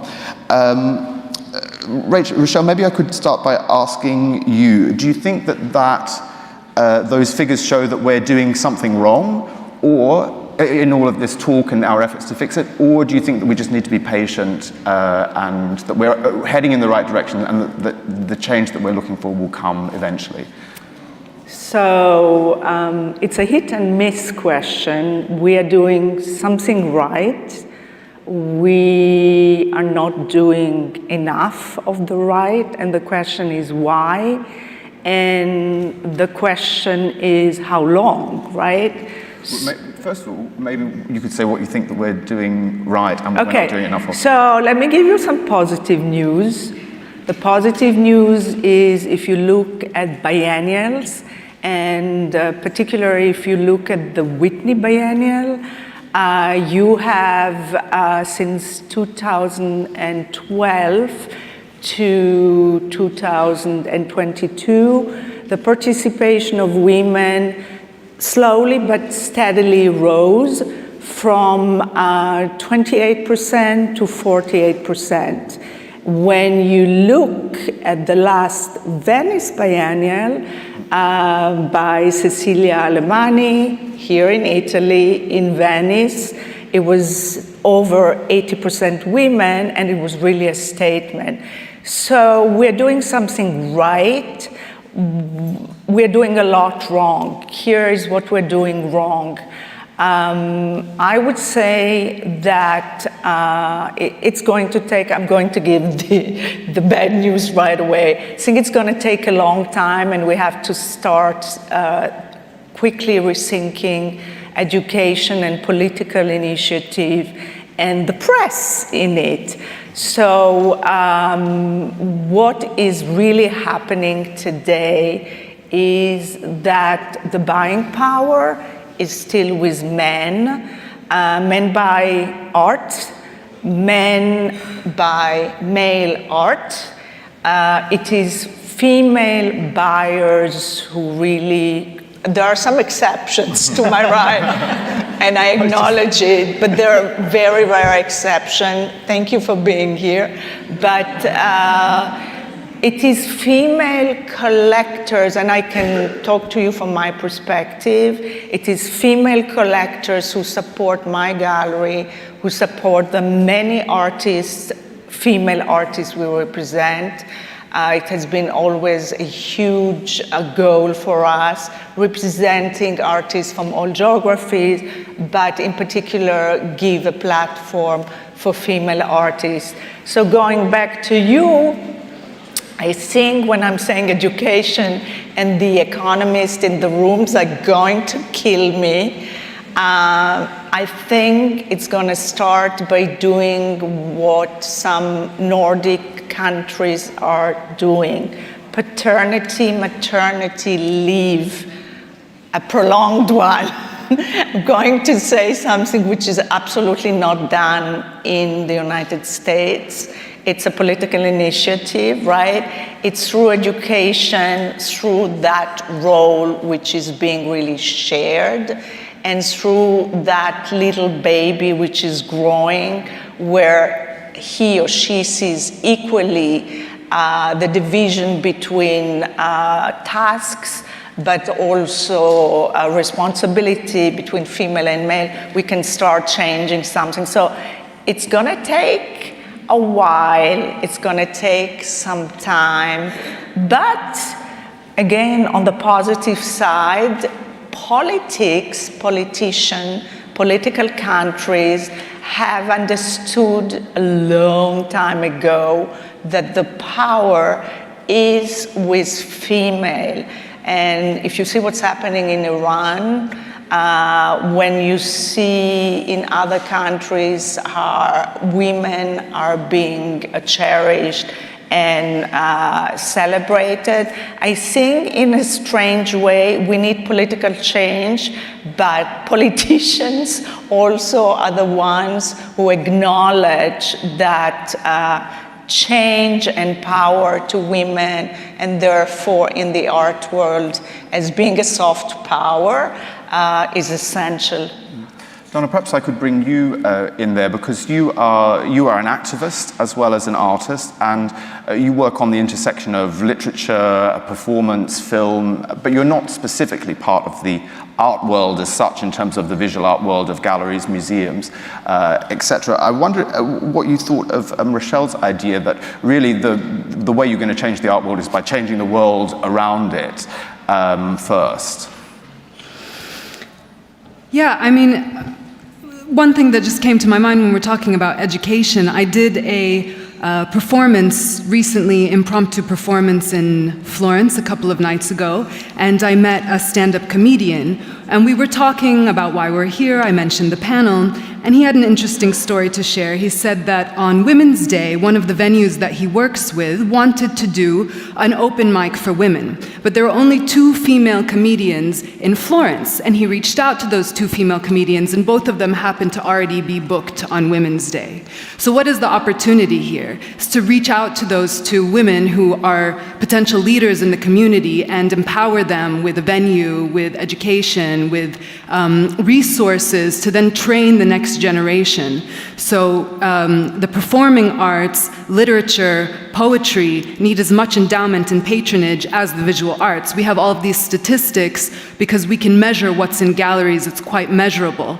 Yet we need to go out into communities and start measuring the resources that are lacking in our communities and those which are available, so we know what we can tap into and what we can nurture, so we can develop the missing links.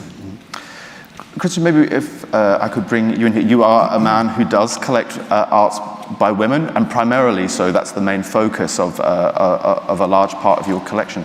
But I'm kind of interested by, I think that sometimes we have a sense of an idea that we're just on it's maybe assumed by my first question to Rochelle that we're just on this continuum really, and that if we just bear with it, we're moving in the right direction. But I'm kind of interested also in how things can also happen in fits and starts. So for instance, you collect a lot of work by abstract expressionists, and a lot of those are being rediscovered at the moment, and they're often spoken about as forgotten women artists. But that implies that we knew who they were at one stage. Say Lee Krasner, who is an artist who you have, Helen Frankenthaler, they were a reasonably big deal in their life, but they just didn't become part of the established story of abstract expressionism. And I wonder if through the experience of having your collection, if you have any thoughts about what we can do to make sure that that doesn't happen in the future, that we sort of keep the work of women artists part of the established history of art. Yeah, you know, I think things are changing pretty rapidly now. I think the statistics that you quote are as bad as they are, mostly because historically there just hasn't been that many women artists as compared to men, and the further you go back in time, it dwindles, to almost nothing if we get back to, the Renaissance and the Baroque period. But if we look at the more recent period, the abstract expressionist period, which was an art movement that formed largely in New York during the 1940s, and continued through to about 1960 and had its heyday throughout the 1950s. It started with a show, or was launched, if you like, with a show in 1951, the 9th Street Exhibition, and there were 75 artists in that show, only 11 of which were women. So even 70 years ago, there was still a huge dominance of male art over female. So when auction houses, for example, do auctions today, they're still dominated mostly by male artists, because historically there's just been more male artists than female that were active for all the sort of social and religious reasons, if we go back far enough, that we know. But I think today that is changing, as Rochelle sort of touched upon with recent biennials. Many galleries, many museums are now evening the sort of the amount of shows that are done between males and females, and if you look at the market today, there's probably as many female artists on the market as male artists in the sort of contemporary world. But they don't sell for as much, do they? That's definitely. I mean, Rochelle, you would know about that. First of all, as you pointed, I want to give an ugly number. 3% out of 186 billions of publicly sold artworks are only of females. I want to add a caveat to it, right? So it's 62% from 186, right? But what is more worrisome for me, and I don't have an answer for it, if you look at the NFT market, which is a very recent market, right? I am not pro, I'm not against. Unfortunately, I don't know enough about NFTs. I know definitely that it has, as blockchain, a place at to some extent, but under 5% of NFTs sold was by women. I mean, this is telling a story. This is yesterday. This is not 70s. This is not last century. This is yesterday. Why is the question? And I think it's a bigger, again, I'm going back to responsibilities. I am going back to the market, to the buying market, but also to responsibility of the press. I think we have to talk about some realities.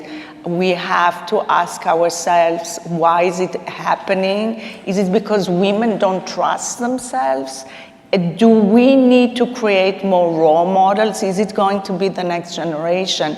But 5% of NFTs only by female is quite an ugly story. Yeah, that's pretty shocking. Donna, in terms of the idea of creating role models or creating models for empowerment, is that something that you think about in your work? It seems to me the Caged Bird, which you're going to perform for us afterwards, to me that seems to have a very strong message of individual empowerment. Is that a sort of goal of your work?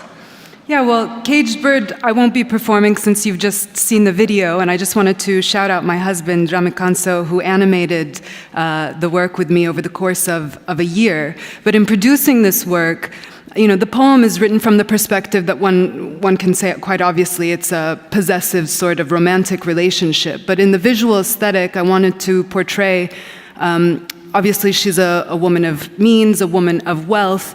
There's a lot of literary references within the film, so you can see that she's a well-read woman, but when she's not given the agency to move freely and act in society, she's rendered impotent. No matter how well educated, no matter how well, funded she might be, she needs to be given agency to act. When we talk about role models, Sheikh Al-Mayasa is an incredible role model, and I would say icon of, in terms of an Arab woman in the arts. And we definitely need more, particularly in the Middle East, to say, this is a path worth pursuing.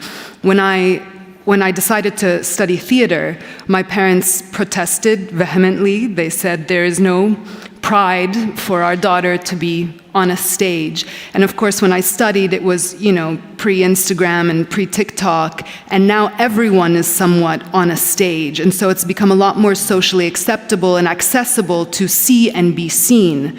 Now we have to consider, what are we showing on these social media platforms? What kind of values, what kind of art or production, and giving the space for more cultivated messages instead of just immediate reactionary posts. I wonder if we could consider, we've been talking about sort of art, women's art necessarily as just art which a woman has produced, but I think there's also a very strong strain of art within the art world which addresses directly the experience of being a woman, which is not just art which is by a woman, but which is about being a woman. And I wondered if, Rochelle, from your experience, does that have an effect on the kind of prices of, or the desirability of art? So for instance, abstract expressionism, that's that's about form and color and whatever, but it doesn't actually address the experience of being a woman. Would you find it easier to find collectors who look for that kind of art rather than art which addresses a directly political experience of womanhood?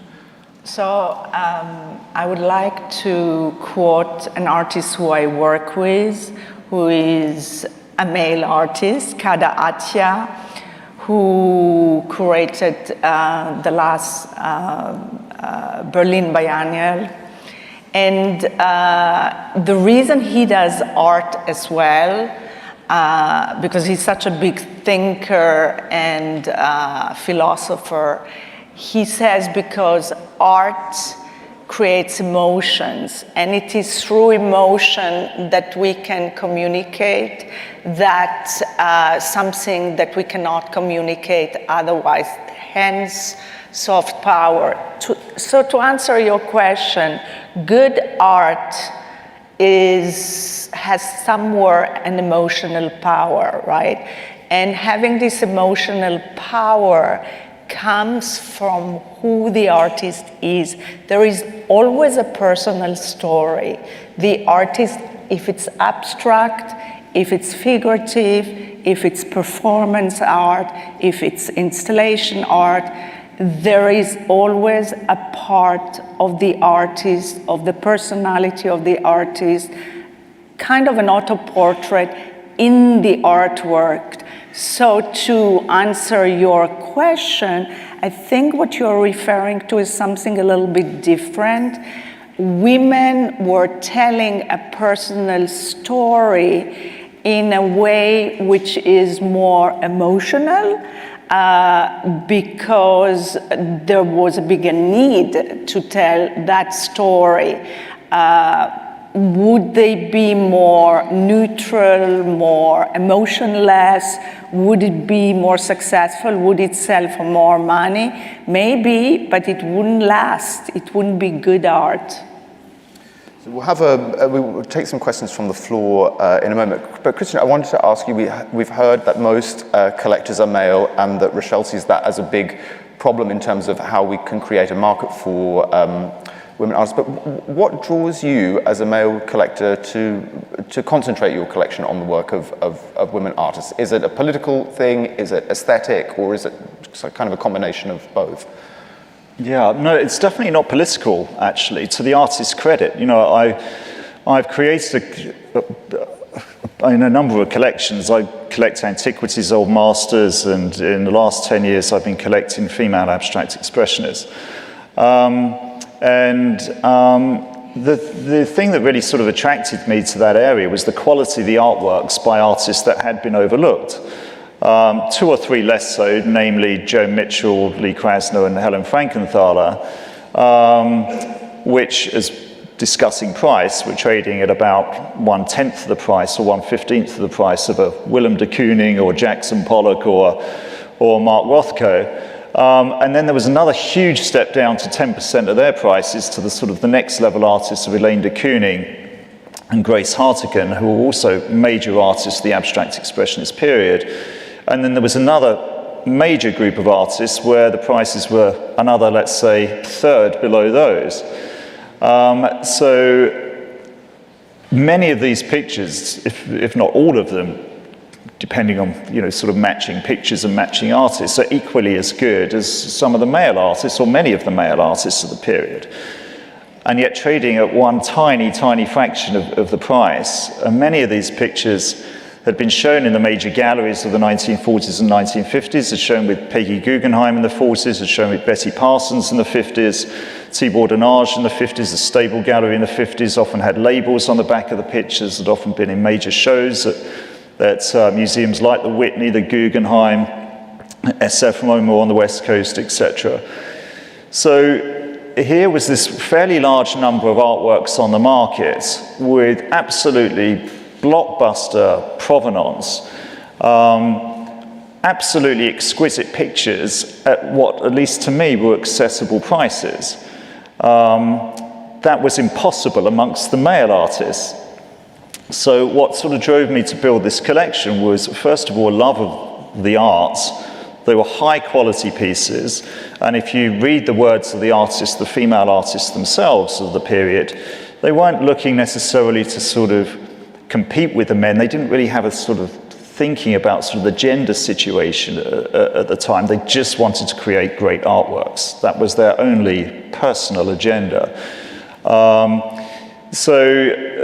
Here we are sort of, in the last 10 years, and a lot of these artworks were on the market. Some of the artists were sort of not exactly undiscovered. They were still being represented, their estates, by, let's say, mid-level New York galleries rather than the major ones. So the artworks were out there, and it was just an opportunity within a fairly short space of time to put together a museum quality collection of artworks at what to me was an accessible price level, and artworks that have mostly been, or many of which have been museum exhibited in the past, certainly been in the major galleries of the 40s, 50s and 60s, and to create history at an accessible price.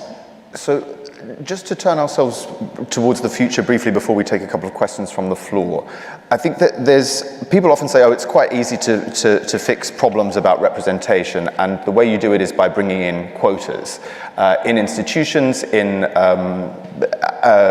education institutions, museums, what you show, etc. I wanted to ask, but it's not something that we do though, because there are arguments on both sides. I want to ask both of the women on the panel, just briefly, where do you stand on the idea of quotas in museums, in education programs, or even in the makeup of panels like we're doing this afternoon? Rochelle? I'd like to add something to it. I don't think it's enough. And it helps a little, but I'll give you an example. I know that Adam Weinberg is sitting in the room, and the Whitney was very good with giving a platform to female artists when they are young or mid-career, right? But this is not the case. Even if you give quotas, to answer your question, many museums, for example, show female artists when the artists are dead or almost dead. And I can give you some examples, Carolina Herrera, Agnes Martin, Bourgeois, etc., etc. In my own stable, Cecilia Vicuña has been working from the 60s and started getting attention in 2017. She was over 60 years old. Same for Helen Pashkin, who started getting attention in her 80s. So quotas are not enough. I think quotas help.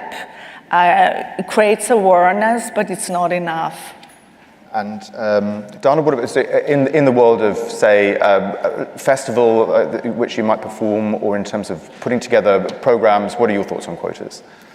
Yeah, I think it's an imperative that we take action towards equal opportunity.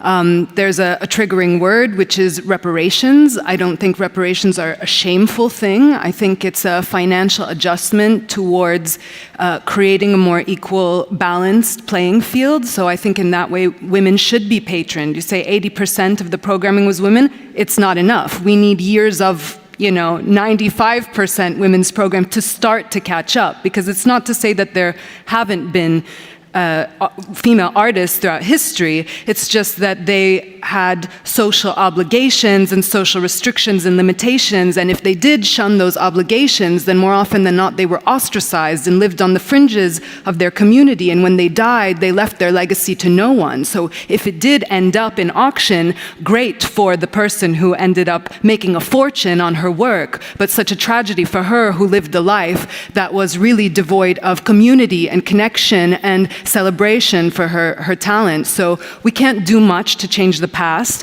We can take steps forward to ensure that the future is one that celebrates the art of tomorrow, which I think is going to be art by women and for women. Just one more thing to add, we have this, I'm a poet, so I'm into semantics. We have this question, is art a way out? But I think art is a way in. And that's what artistic expression has been for women, which is why it's not competitive, which is why it's not about bravado, which is why there hasn't been the need to try and showcase consistently, because it's about the internal process. That's a great point. We've got time probably for one or two questions, if you keep them brief.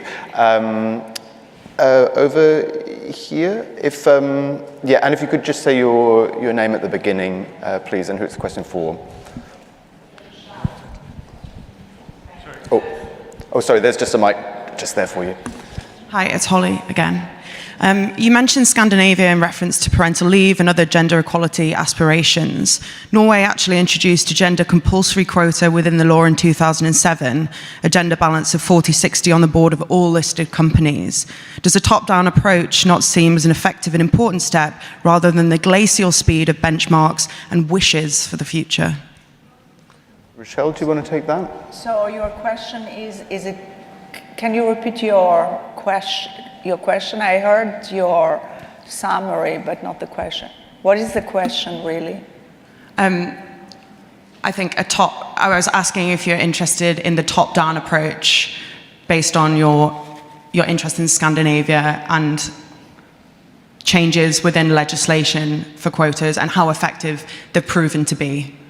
I am interested in it. You have a similar, by the way, a similar policy, I believe, in Canada, with a lot of criticism, which, you know, I'm a business owner, so I don't take it lightly from the business community. So I'm interested in it, but I'm not a specialist in it. I'd like to hear more, but I think paternity, maternity leave is really necessary, really, really necessary. Even not for gender equality, but for the general health of mental health, right? So I think it's a big question, and I'm for it. We've got time for one more question from the floor.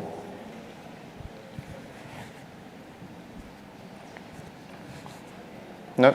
In that case, I'm going to ask everyone, just quickly, what is the one thing that you think will have the most effect on turning this situation around? Rochelle, you seem to think it's paternity, maternity leave, all the way that we... It's politics, yeah. It's politics, it's education, and press. I can't say enough. There's a lot of things the press does not talk about. We talk about numbers, we get buzzwords. It has to, social media press, it has to be a constant, visible issue and discussion. So press and politics. Christian? Yeah, I think that plus exhibiting the artworks when we're talking about art itself. So there's an exhibition that's currently on at the Whitechapel Gallery Museum in London, which showcases 80 abstract female artists who were painting between 1940 and 1970. It's only got 3 weeks to run, then it goes to the Fondation Van Gogh in Arles for the summer, and then the Kunsthalle Bielefeld near Dortmund in Germany for next winter. So that's a sort of seminal show to sort of bring a renaissance again to female abstract expressionism, at least, that's touring Europe. And then there's been other shows this year, in the last 12 months, that have shown the female abstract expressionists against the male ones that have been in Berlin, at the Albertina in Vienna. There's currently one at the Munch Museum in Oslo, and then there's one that opens at the Artisan Museum in Japan on June the 2nd.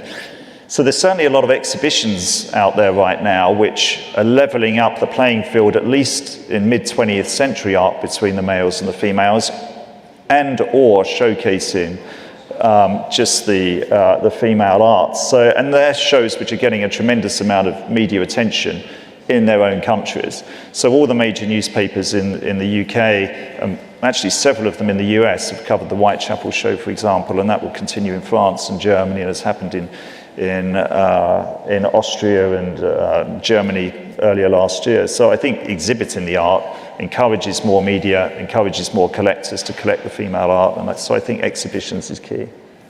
Dana, what do you think is the one thing that we can all do that's going to make the most difference in this question? You know, I speak for myself perhaps, but I think I'm quite shy. I'm confident, but I'm still quite shy. And I bet many of your female colleagues, fellow artists, creative, are also quite shy. So promote their work, push it, because they're going to feel too self-conscious to push it themselves. Really push their work, promote it, empower female curators and gallerists to look for the quiet ones, because they're the ones who need amplification. Thank you. Well, thank you so much to all of my panelists for a fantastic discussion.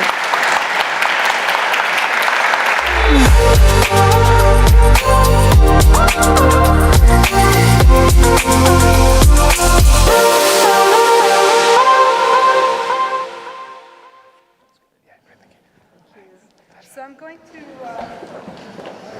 Hello? I'm going to be sharing some of my spoken word poetry, if you'll stick around to hear it. The first piece is called Beats Like Bones on a Drum. There'll be 3 pieces that I will be sharing, not more than 10 minutes.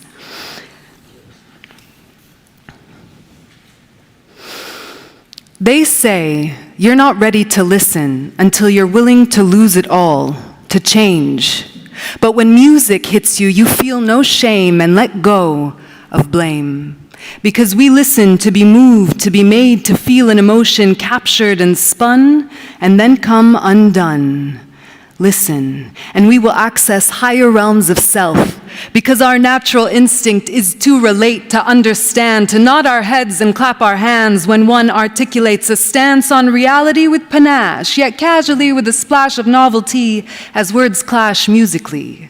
This is the art of an MC who will lead you to higher vibes, a hostess with a mostess, a man with a plan. Damn, I wish I rocked it like she can. The words tumble out, no fumble foul, unencumbered. Now we paint by letter. Better than anything they could have taught, not sold or bought, but shared for free, for you, from me, the half-man, half-machine, Mike MC singularity. With a hip-hop heartbeat, repping the rhythm of the streets, drummed up, music scats out in the urban jungles.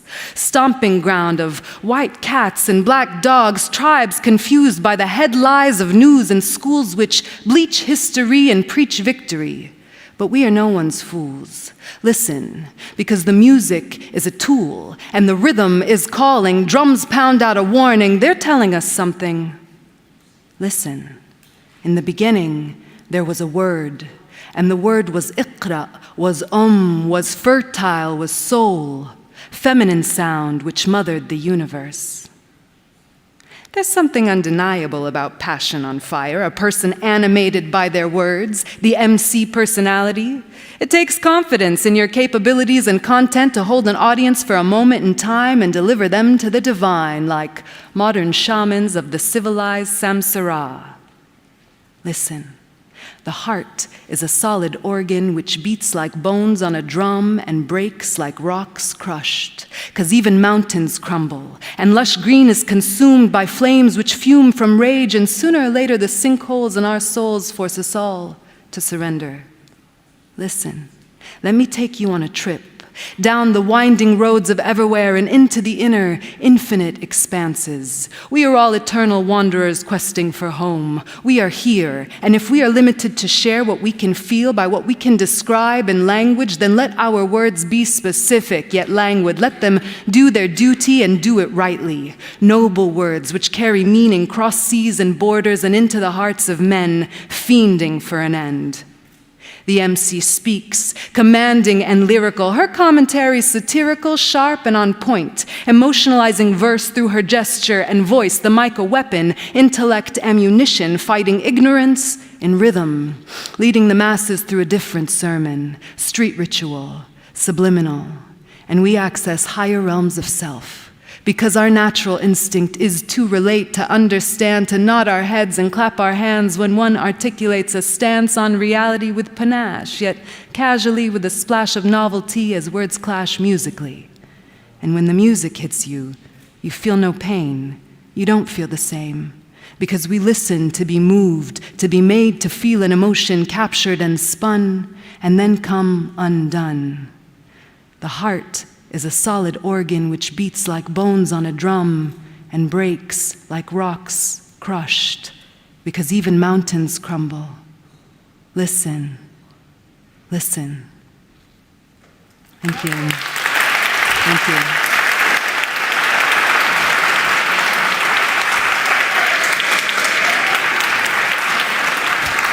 Thank you. Thank you.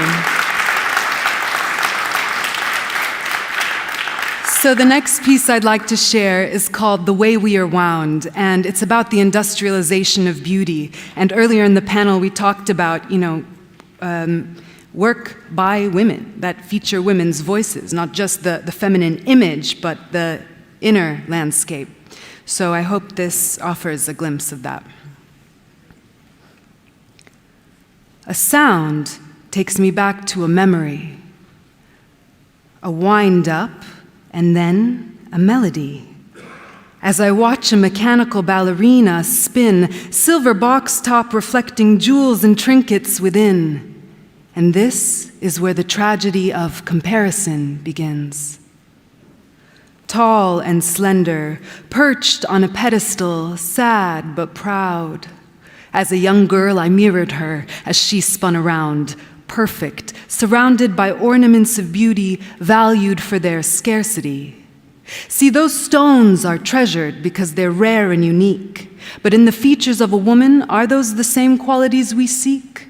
Or in the pursuit of self-materialization, do we sell our souls for empty idolization? On billboards, the gold standard is swapped for the golden ratio. Fit the mold and appreciation will follow, and this is the way we are wound. Beauty is not found, it is manufactured. Ah, sweet femininity. Ah, days of simplicity basking in the warm sun, soaking up the adoration of my mom. What will I become? Anything's possible when you're young. Imagining different roles as we'd play dress up, I'd often slip into a certain pair of my mother's shoes, ones with bright sequins in the shape of exotic fruits, waiting for the day that I would measure up, always in such a hurry to grow up. Innocence fading, finger painting, quickly replaced by makeup, shading my features, slowly jaded as time passed. I watched my shadow cast beneath me, angry at the sun now for being so unflattering. I wanted long nails and a bust. A small waist was a must because the standard of beauty was predetermined in my 17 magazine, automated by the machine, carbon copy beauty queen mannequins pumped out on industrial work lines. Silicone fillers and Botox pumped in to plump up laugh lines. And every goddess started to look the same, furthering the notion that we must tame our individual identities and conform to someone else's idea of normal. Barbie, plastic, nameless, static, confused and uncomfortable in my own skin. All I wanted was to spin, ballerina, thin, to fit in. To age with dignity and grace, not replace the parts of me that reveal my age. So instead, I learned to embrace them, and the tragedy of comparison ended there. As a young woman, I grew to love my body for its wabi-sabi, as the Japanese call it, perfect imperfections. And I see myself spinning. For a little girl who won't ever receive a jewelry box from me, I will be the only jewel she sees because I want her to be free to create her own identity. And reflecting that beauty starts with me. Thank you.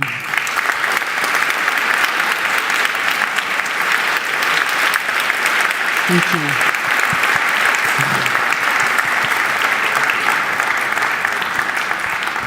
Dana, thank you so much. My pleasure. We are so captivated. I think we would like an encore. Sure. Huh? I have one more piece to share. One more? Yes, great. With pleasure.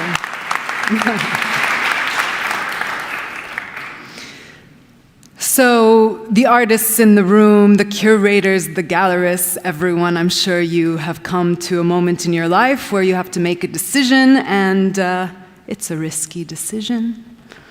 I'm here to encourage you to take those risky decisions. This is a quick little piece called Risk. If you don't risk anything, you risk more. Because then, what has your life been for? No risk, no pain, no love, no gain, each day just more of the same. As the suns set and the moons wane, will you build a legacy in your name? Because your skin was made to scab, meant to heal. You were built to try, meant to feel. Explore the worlds within and without. Make bold choices, banish doubt.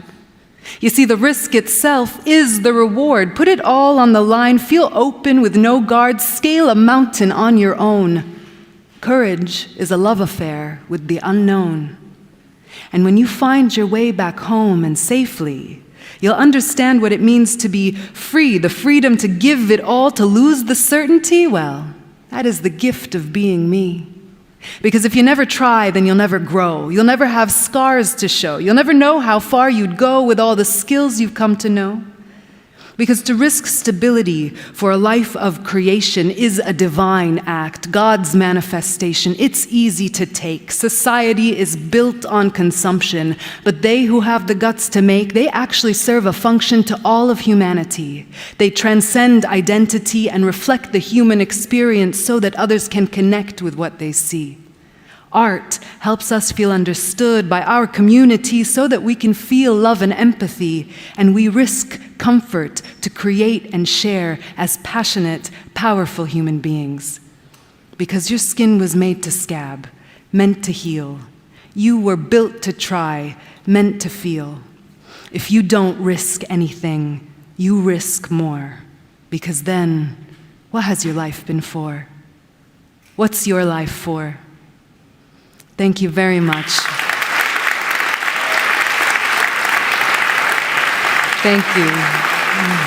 Thank you for this wonderful gift, and may I extend an invitation publicly to our Athens Democracy Forum in September. We'd love to hear from you in the context of democracy and culture as well. I would love to attend. Thank you so much. Thank you, Dana. Thank you very much.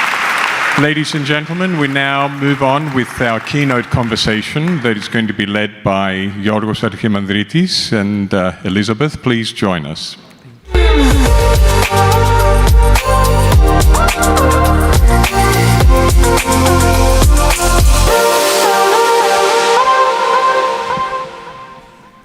Hello, Your Excellency, ladies and gentlemen, dear friends. After this very, very, very beautiful performance of Dana Dajani, we welcome Elisabeth de Portzamparc, the famous architect, Brazilian and French architect, but not only, you're also a sociologist and an artist.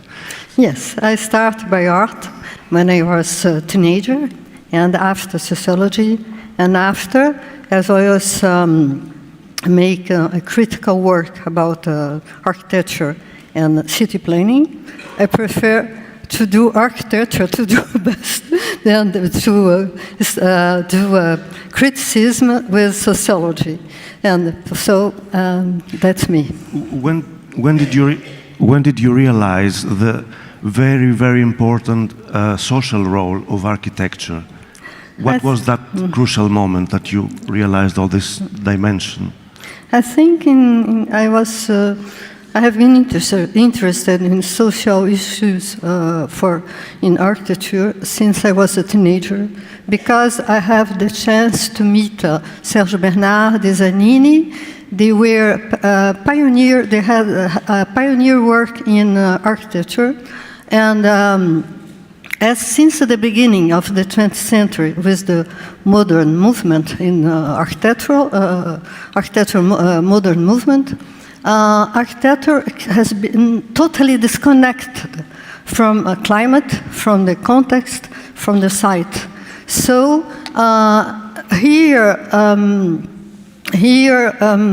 dialogues, listen, dialogues, very interesting dialogues between my father and those architectural genius that were changing everything, it impressed me a lot, and I think my interest for social and climate issues start in this moment.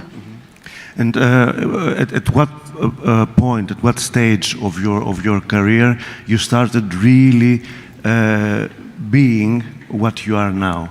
I mean, I think that every artist and every creator, every author, there is a moment that before and after, there is a before and an after of that very, very specific moment. I don't know, I think in architecture it is a constant progress, you see? You are always you evolve. And learning, making experiments, and so it's a work, a whole life work, and a whole life of transformation and evolution. How does the evolution of society influence the evolution of architecture? Is it the contrary?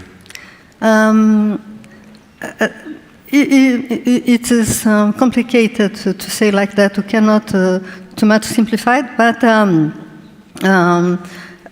I think that there was a revolution, a modern movement in architecture with Le Corbusier and others, made a revolution. And this disconnection from the climate in the beginning of the 20th century was very impressive because all the architecture became similar in all the world. And I understand that you are losing very important things, and the tradition, the identity of towns, and the connection with people, with society. And so at this moment, I decided to be first sociologist and to work to establish those connections. And later, I have to do it on my own work. And I started creating a sustainable studio on my office, and to do some experimental use experimental techniques, inventing experiments, and so someone were well succeed. Of course, they were experimental.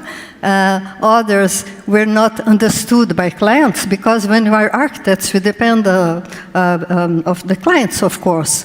But what it was very unusual 20 years ago. Now it became my work is very well understood, and I'm realizing many projects, social and environmental projects, where I can use those experiments, finally. Is this the renaissance that you have talked about? It is another phenomenon, because I think that all the arts, the visual arts and architecture, are showing the signs of the changing, of the transformation of our civilization. And I was observing that there is some architects in Brazil, in Australia, in Germany, that were working differently and taking care of climate, of people, of social issues. And I was convinced that we're living a real change of period, and it was by the observation of the transformation, the evolution in architecture, that we could see that we were living a real renaissance. And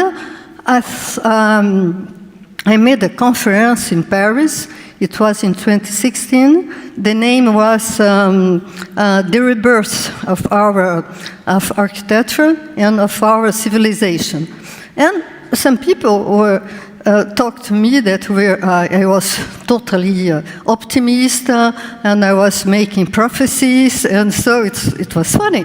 And now everybody's convinced that 7 years later that we are living a real transformation of our society that is visible in architecture, and even it became the official direction in architecture. And in art, you are seeing, also observing many changings, and you have some artists very engaged, very committed in social issues and in climate issues also. It's very, very interesting this period that we're all living right now.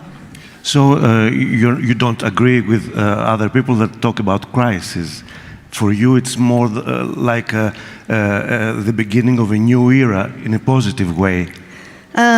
Yes, the beginning of a new year, but I think that this year, new period can take centuries. You see, we're starting a new period, a new vision, but I don't think that it will be finished in 10 or 4 or 30 years. It is the beginning. And when you look at history, all the transformations of civilization took centuries and centuries. So, well, we hope that in 2 centuries, perhaps, the world will be changing. We won't be here, but we are very happy hearing that. It's the theme of our debate, you know? Of course. It's the future. Of course, of course. Let's go back to the crisis theme.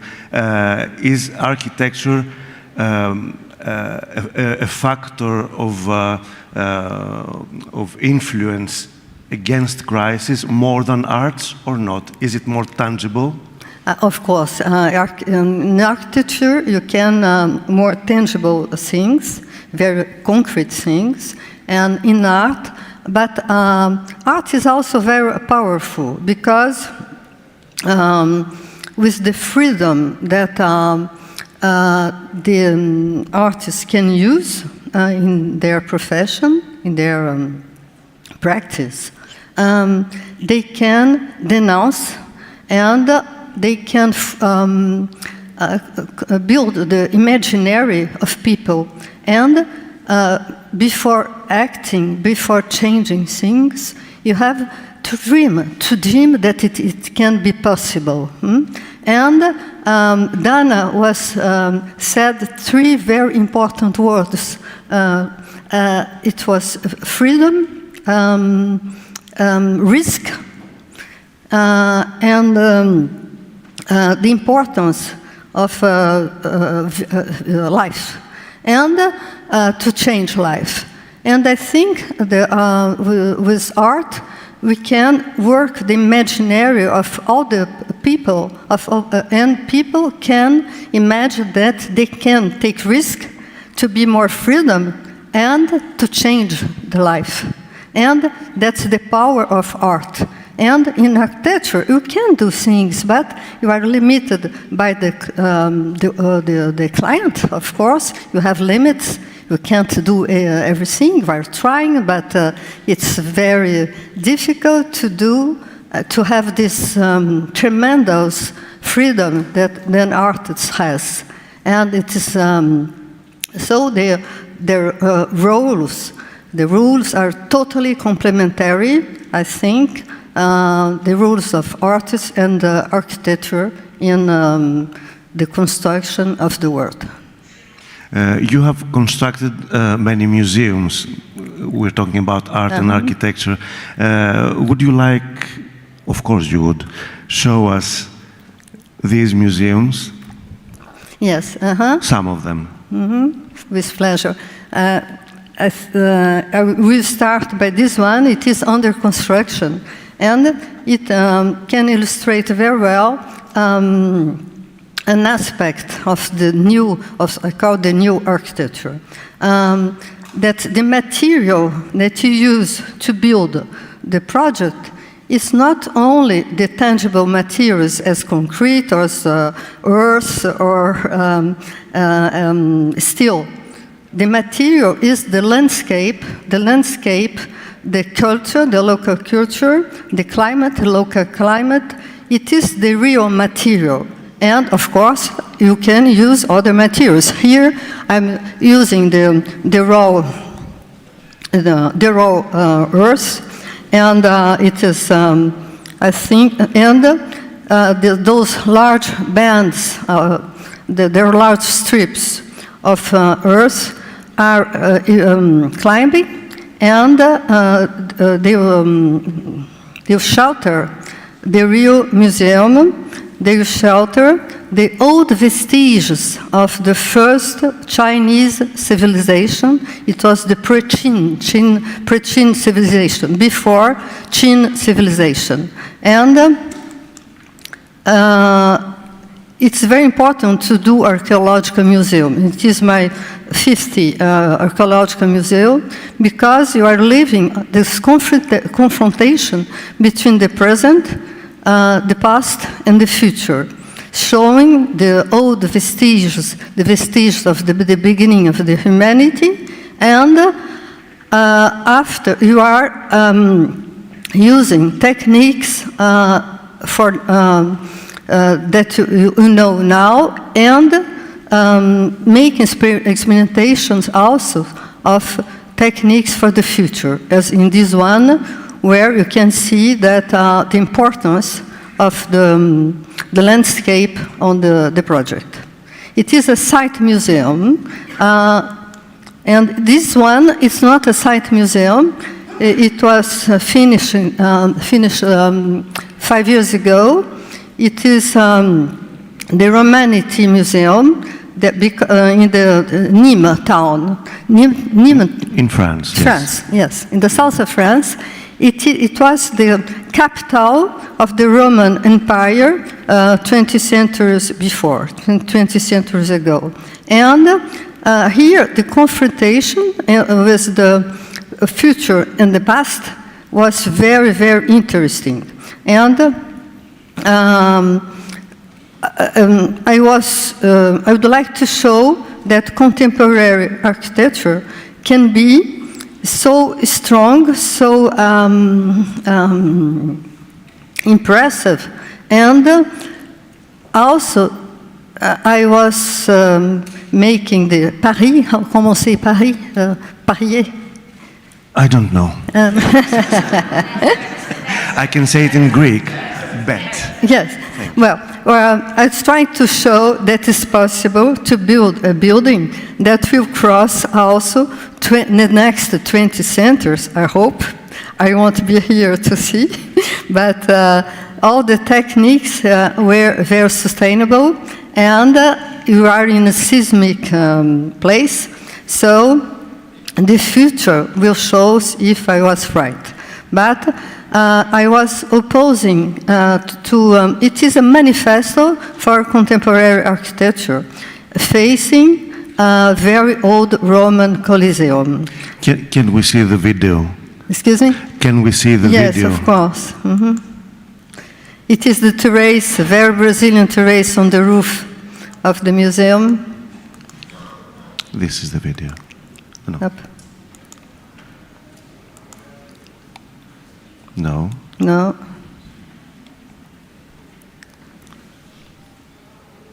Okay. Yes.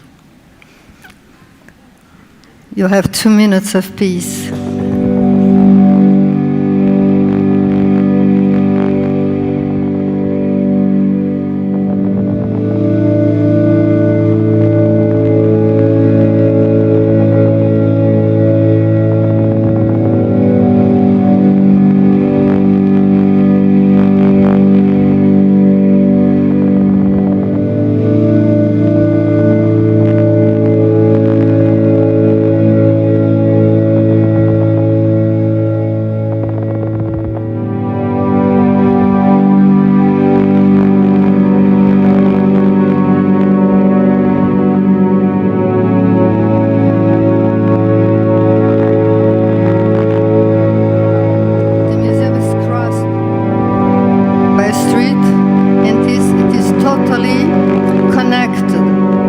place, to the city, and to the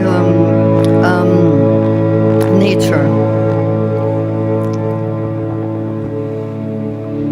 And I was trying also to erase the idea of the frontier between the tangible things and the immaterial things.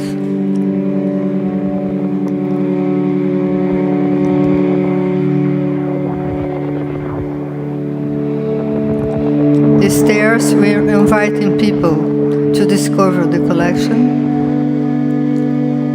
It is a Chambord stairs.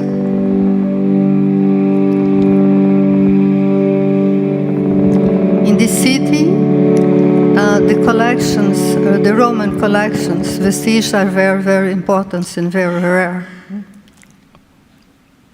Tell me, Elizabeth, how do you proceed, in relationship with the genius loci, the spirit of the place?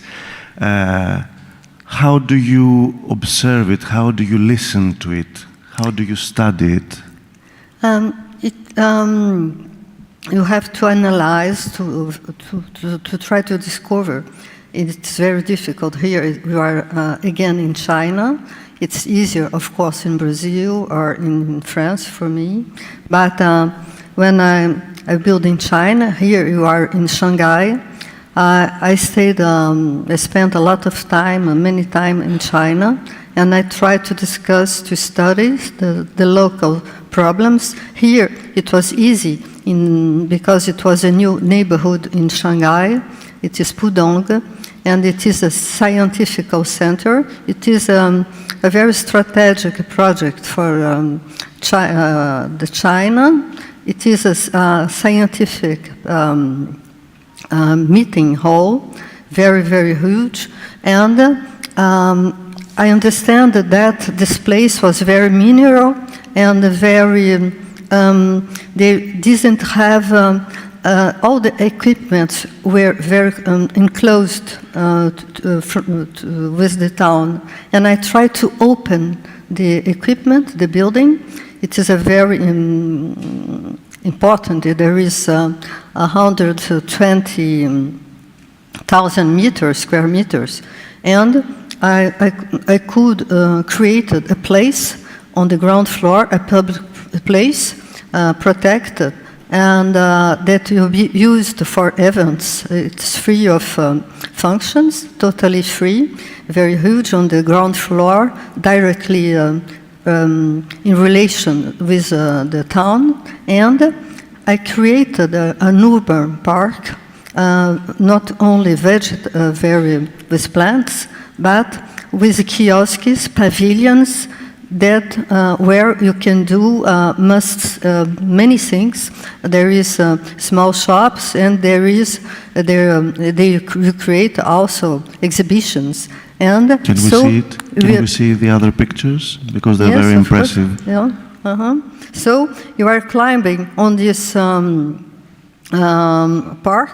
park, and even if the building was not totally finished, people in Shanghai were using this park as a belvedere to see the town and to see this neighborhood under construction. Now it's finished, but the plants are better. You see, it's more green, and the small pavilions are already working.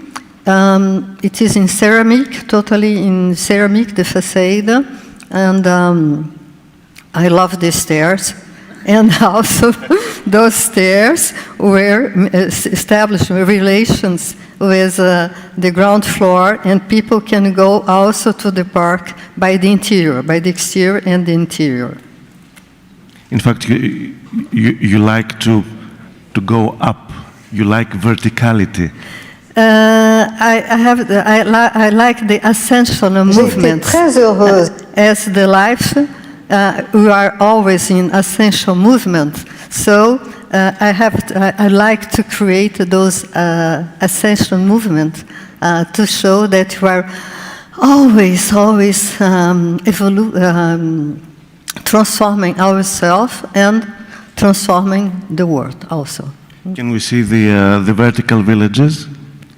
Yes, it is a library, a bioclimatic library, a sciences humans library that is finished last year, but I only look very quickly those images. Another Chambord stairs, it is a public equipment in France, in Paris.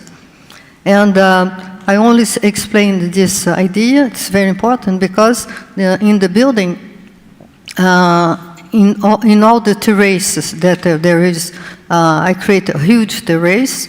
We can create new rooms, lecture rooms, if in the future, in the next 23, 40, and 100 years, you need to have more space. So the building contains its extensions for the future. Let's see the vertical villages. Okay. No. Yes. They're very impressive, you'll see. Yes. They're under construction. Huh? I have three vertical living, Yes. three vertical village in construction. It's a concept that I developed 10 years ago.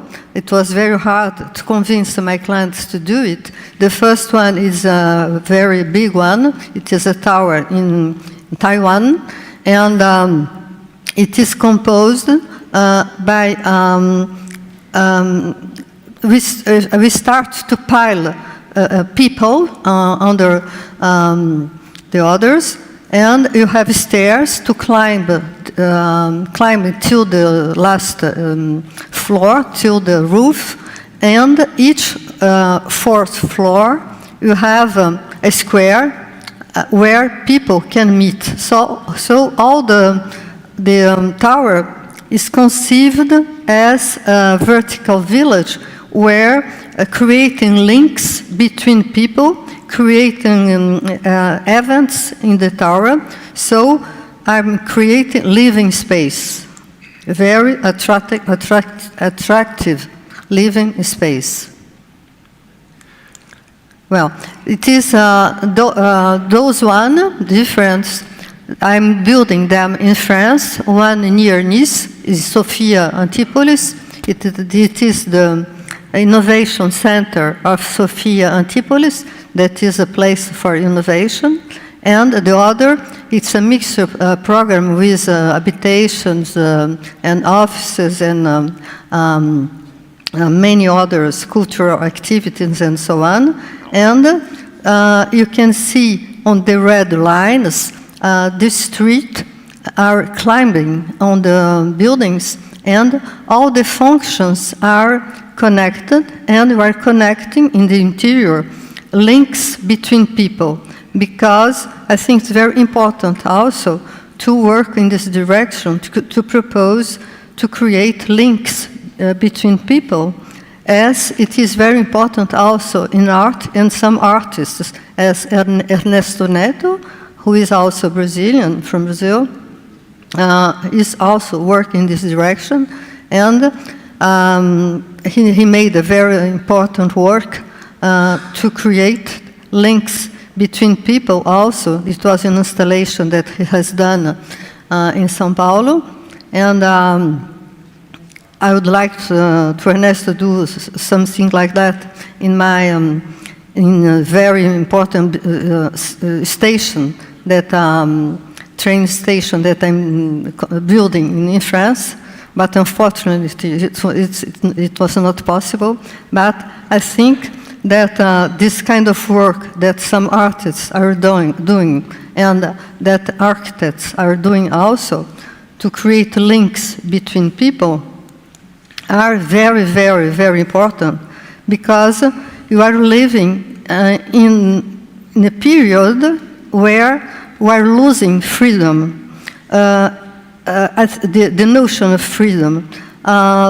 Some years ago, it was very important to be a free thinker, And it was a value to be a free thinker, to be free. And now very many people are proud to be a follower. And I think those relations in the network links are very dangerous, because you are losing our capacity of being a free thinker, and create links in the architecture, in art. It's a very important theme. Thank you very much, Elizabeth, for all these thoughts that you shared with us. And thank you for your questions. And as frustration creates desire, we have to step down. And we will welcome Farah Nayeri of the New York Times and her all-star round table, almost. So we will. Thank you very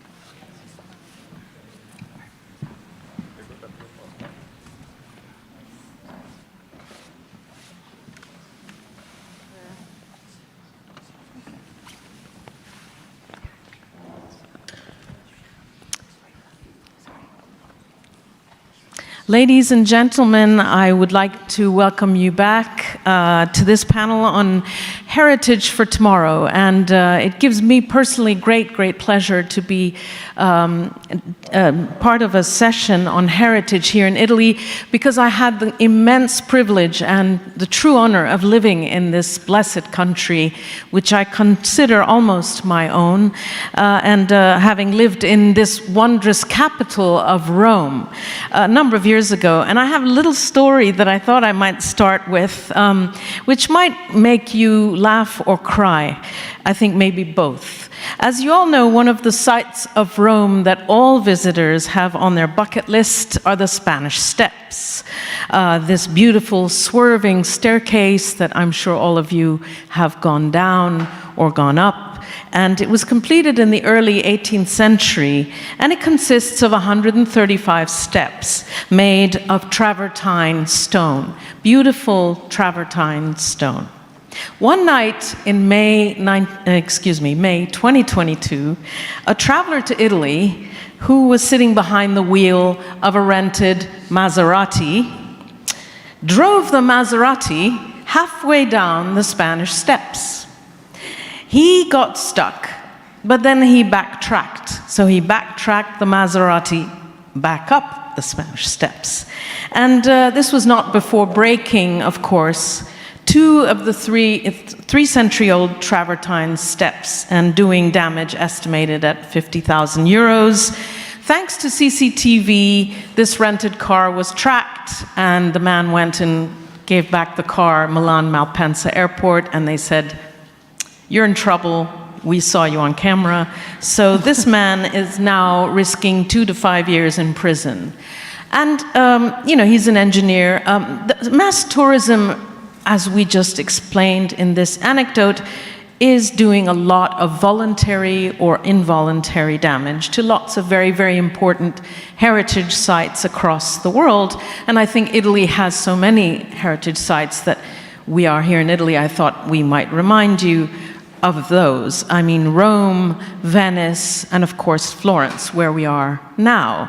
The mayor of Florence, Mayor Nardella, was supposed to be with us in this panel. I think his name is still up there, but unfortunately he was retained and couldn't join us. So I think that having had a little exchange with him, Florence is talking about bringing in rules to prevent these historic city centers, like the one we are in now, from becoming the scene of what he calls hit-and-run tourism.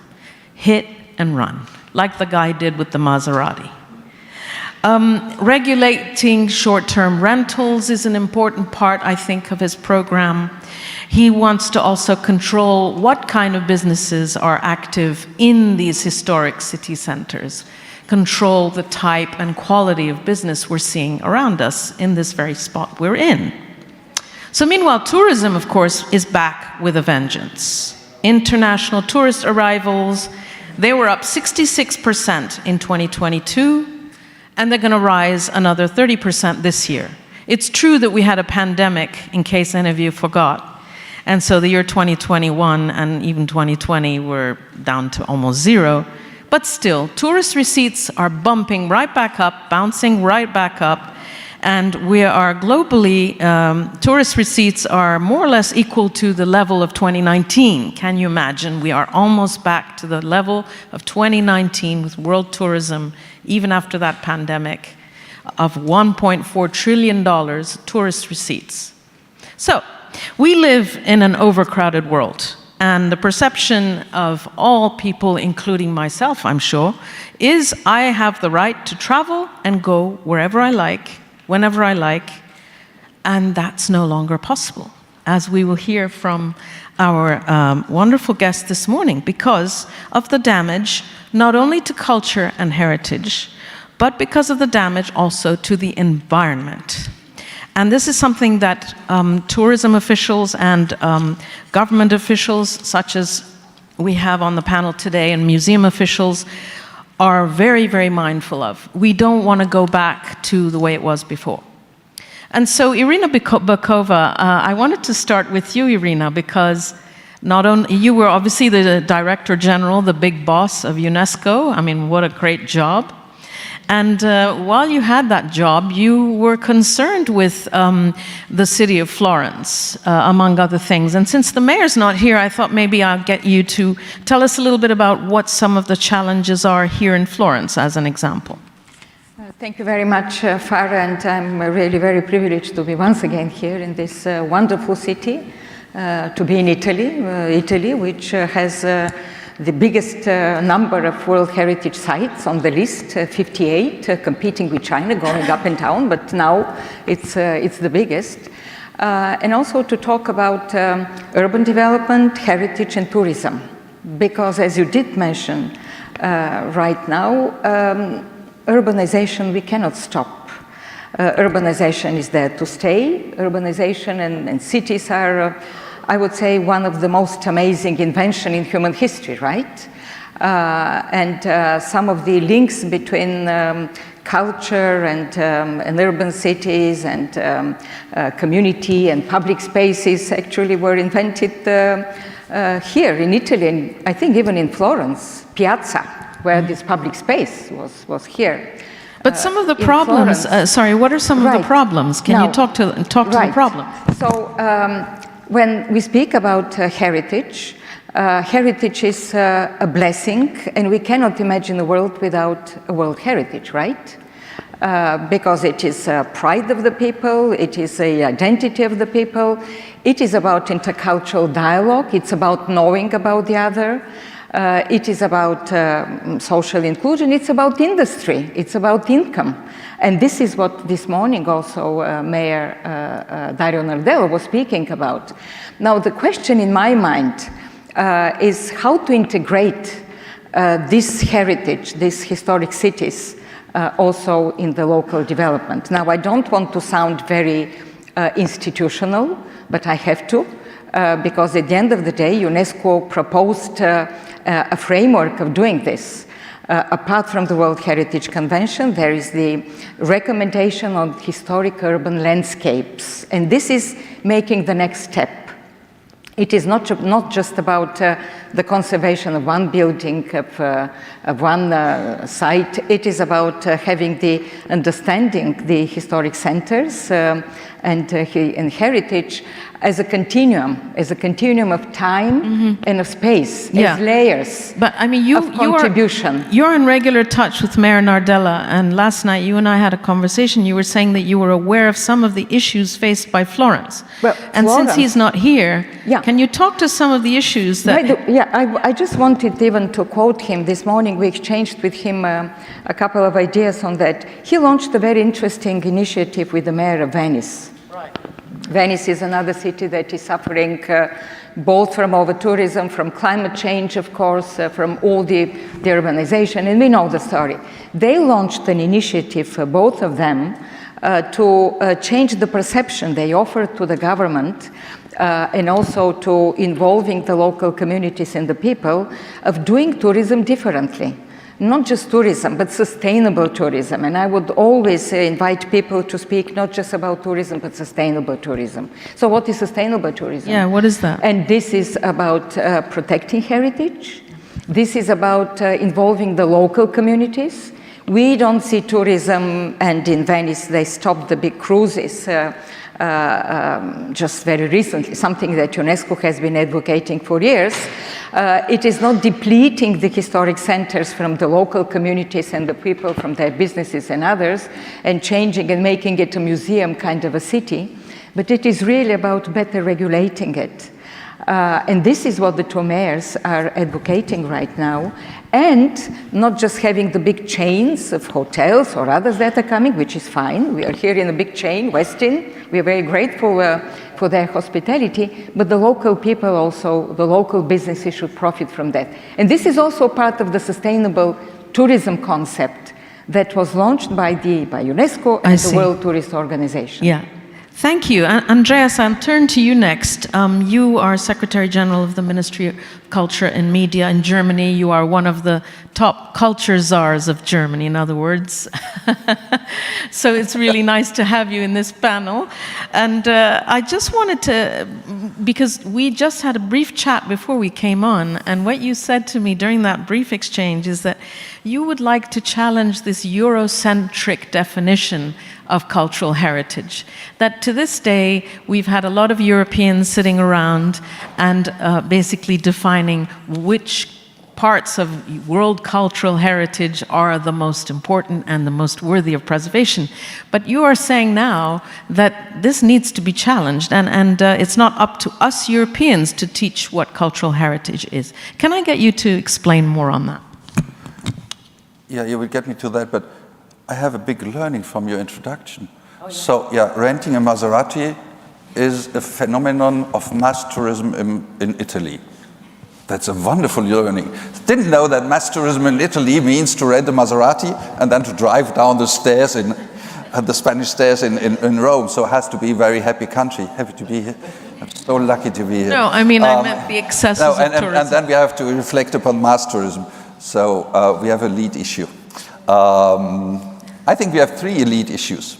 The first elite issue is that we are complaining about mass tourism, and we do not consider mass tourism as an effect of a more democratic culture.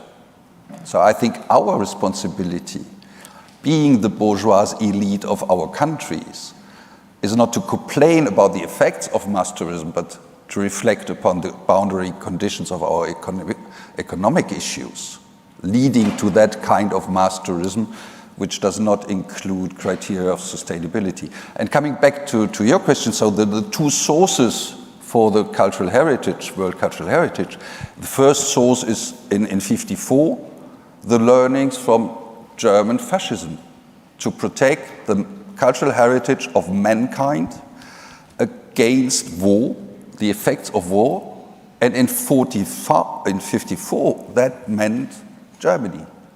That meant we have to protect the cultural heritage of mankind against Europeans, especially Germans, being in a strict contradiction to their own values. And then comes the opening up of the idea in the 70s, and it's thanks to the UNESCO. In 1970, you have that convention about the restitution of cultural objects. You start a process with the first African Director General in the UNESCO. You had been the first woman to lead that wonderful institution.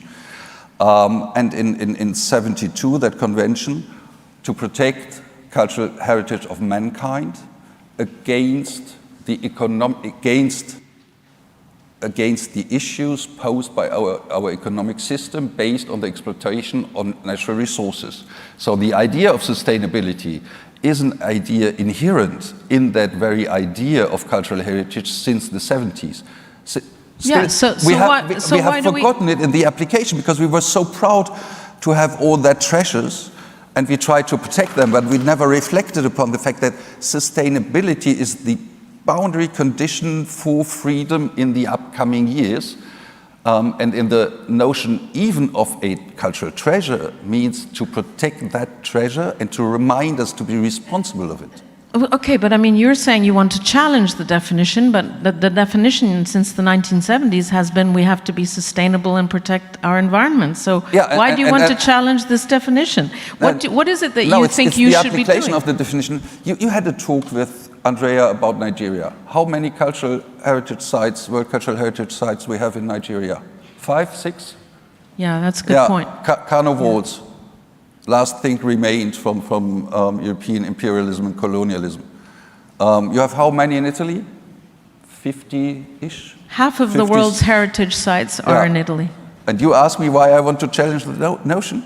So there is a Eurocentric idea of what is mankind. If I may jump here. Yeah, absolutely. I'm sorry, I put that. Maybe Sheikh Mayasa would like to contribute because she has been the chair of the World Heritage Committee in 2014. But just to jump in, there is an evolution definitely of this concept, and I totally agree. It started by a European concept, but now we see a lot of evolution also in the understanding. In the World Heritage Convention, there is not at all mentioning about sustainable development. Climate change, which is the biggest threat nowadays to it, and many of these things. So now it's really changing, and layers of it, intangible heritage, another important convention. Yeah. They're working jointly. When we speak about historic urban landscapes or what we want to say, it is really this mix of tangible and intangible heritage, these layers of contribution of different generations. So it's opening, it's changing, it's not static, it's very dynamic. Yeah, absolutely understood. Sheikha Al-Mayasa, you are the chairperson, as we know, of Qatar Museums. Your country has built some outstanding new museums, which I've actually visited in the new millennium, including the Museum of Islamic Arts in Doha and the recently completed National Museum of Qatar, designed by Jean Nouvel, and the other museum by I.M. Pei. These are some of really the most beautiful architectural new pieces of new architecture in the world, and I'm not saying that because I'm sitting next to Sheikha Mayasa. They truly are really outstanding. And so you don't yet have, obviously, the same crowd control problems as we mentioned in our email exchange, but you said you like to put quality before quantity, and you also are looking at sustainability. Can you tell me a little bit how you are preserving the culture and heritage of Qatar, which is a part of the world which, as Andreas is saying, has maybe not been looked at closely enough by Eurocentric bureaucrats? So in Qatar, the National Museum, by the way, is celebrating 5 years, so it's not recently opened. It's a 5-year-old museum, and we just opened the Sports Museum in 2022, just in time for the World Cup. When it comes to Qatar, from the very beginning, our strategy when it came to culture and museums as a whole was to do with developing human development, locally, regionally, preserving our culture, Islamic culture, Arab culture, our Qatari identity. As you know, Qatar is a multinational community. We have people from all walks of life living in Qatar and coexisting.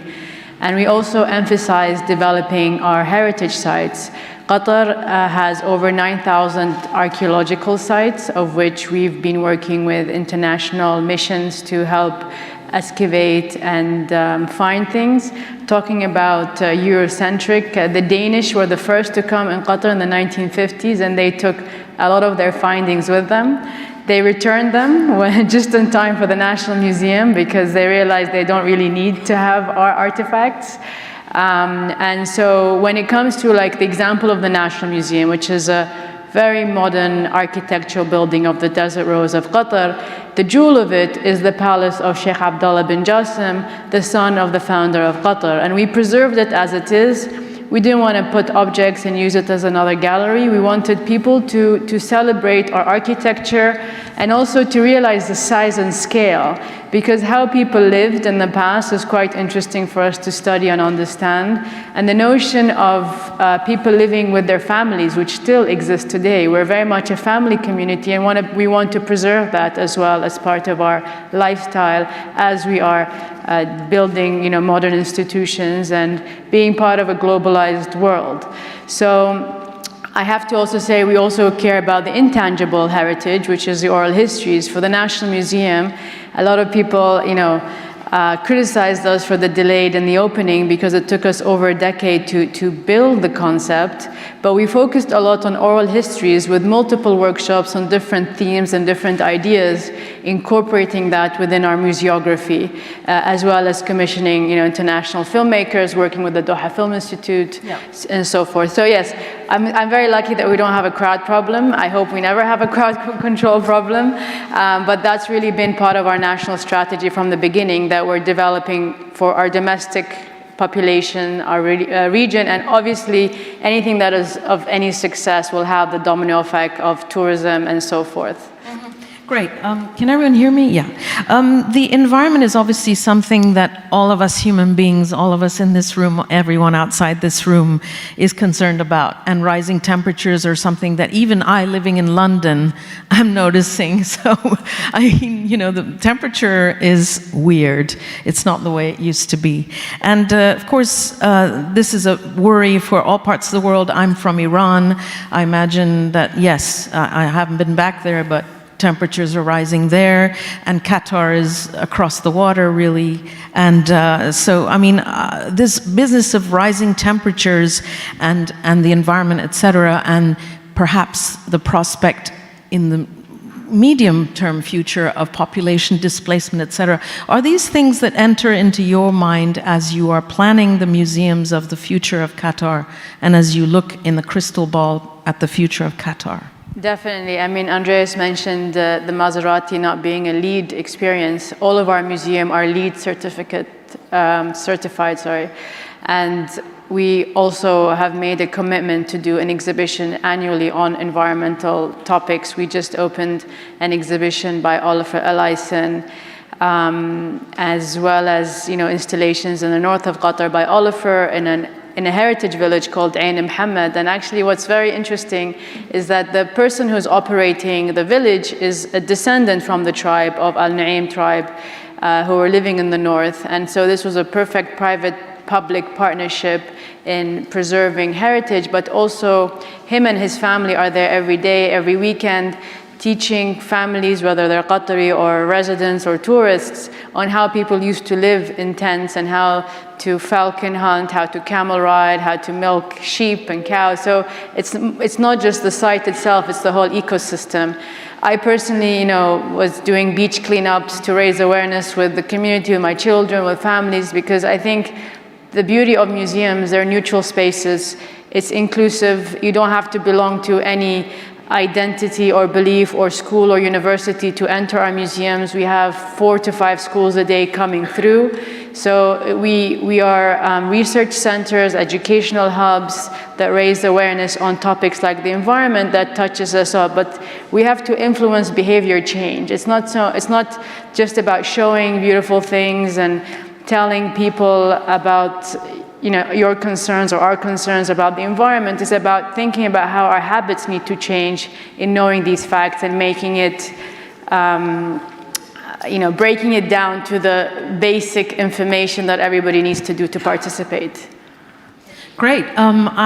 We have about 11 minutes left, and I have many more questions for my panel, but if there are any in the room on the subject of cultural heritage, what it means, how to protect it, we welcome your questions, so get them ready or raise your hand or, Yeah, I mean, Andreas, what are your thoughts after hearing what Sheikha Mayasa was saying in terms of,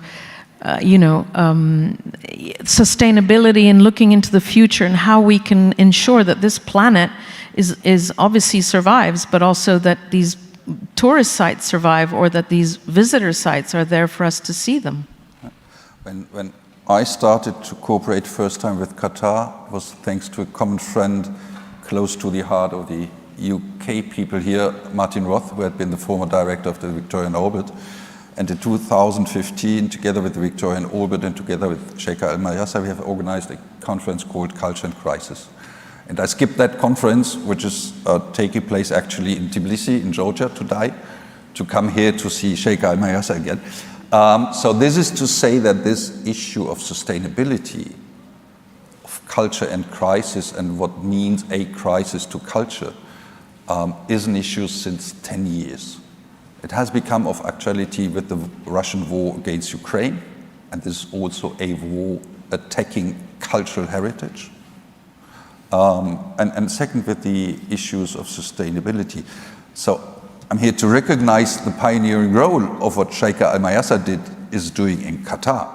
I'm sure in your London flat you have an electricity consumption of how much? 40? I don't know. You even don't count. Yeah. Sorry? Yeah, you even don't count. Electricity comes. So in a normal flat you have an electricity consumption of about 40 kilowatt hours per square meter. A European museum has roughly 100 kilowatt hours per square meters. An old European museum, about 400. So that gets you an idea of what Qatar is doing in pioneering to these issues with the Qatar museums. Because that the museum consumption is roughly 10 times of a normal flat consumption. But not in Qatar, obviously. Not in Qatar. No, can I add to your question about the future and sustainability? When we came to we're building a museum of modern and contemporary art that will have a global vision and try to, address all these questions that we heard today. I was offered so many key locations to build this museum, but instead of going to like in the middle of the desert or like somewhere, create a whole experience of unique experience, let's say, we chose to take the flour mill, which is our only current bakery, and so we're waiting for them to exit the building so we can start working into the museum. But it was really strategic in terms of communicating to the rest of the world that you can recycle old buildings and turn them into functioning, beautiful places. We've done that with the fire station. It became, our old civil defense building has turned into an artist in residence. Yesterday we heard Shoag Al-Mana, who was an alumni of this program, and many of our greatest artists. I mean, I have a few people here Aisha Suwaidi, Rima Al-Thani, who also were artists in residence and now work in the museums, and they're becoming pioneer in culture in our region, not just in Qatar. So the beauty in recycling old buildings, and I encourage that as much as we can. We just turned the Ministry of Interior into the NED, the Soho House. I have to say it's the best hotel in the region. You should come, because we don't have a crowd control issue. You should all come to Qatar.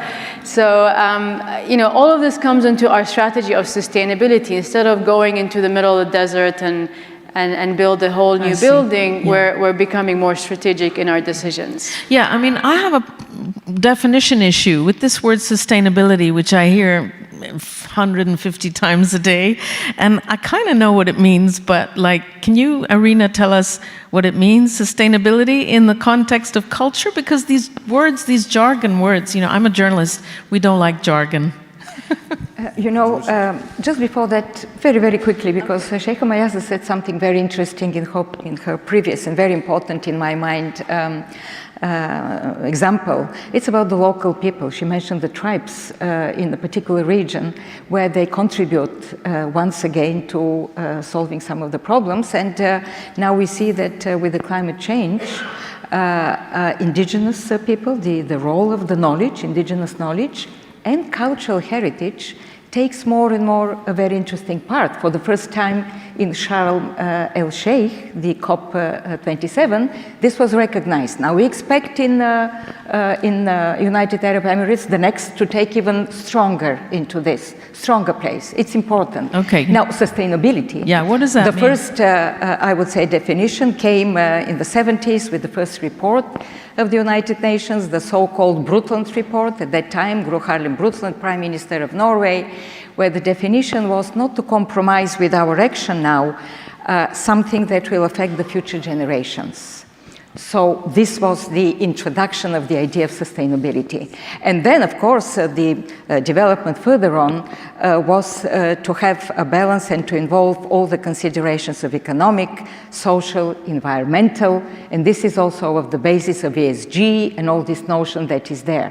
So the Sustainable Development Goal that was adopted by the United Nations, the Agenda 2030, for the first time also integrated protection of heritage as one of the targets when we speak about urban development. Why there? Because the vast majority of heritage sites are in cities. Okay. It is the urban development. Yeah. So this is where sustainability lays. Andreas, I'd like you to, since we're talking about definitions a lot, also with you, can you give us a definition of cultural sustainability in your view, sitting here today? No, not interested. That's my the usual business of a bureaucrat is to work on concepts, and once he has established a concept, he's waiting for reality to adapt to the concept, and that's never working out. Okay. So I'm pretty much more convinced about the project approach.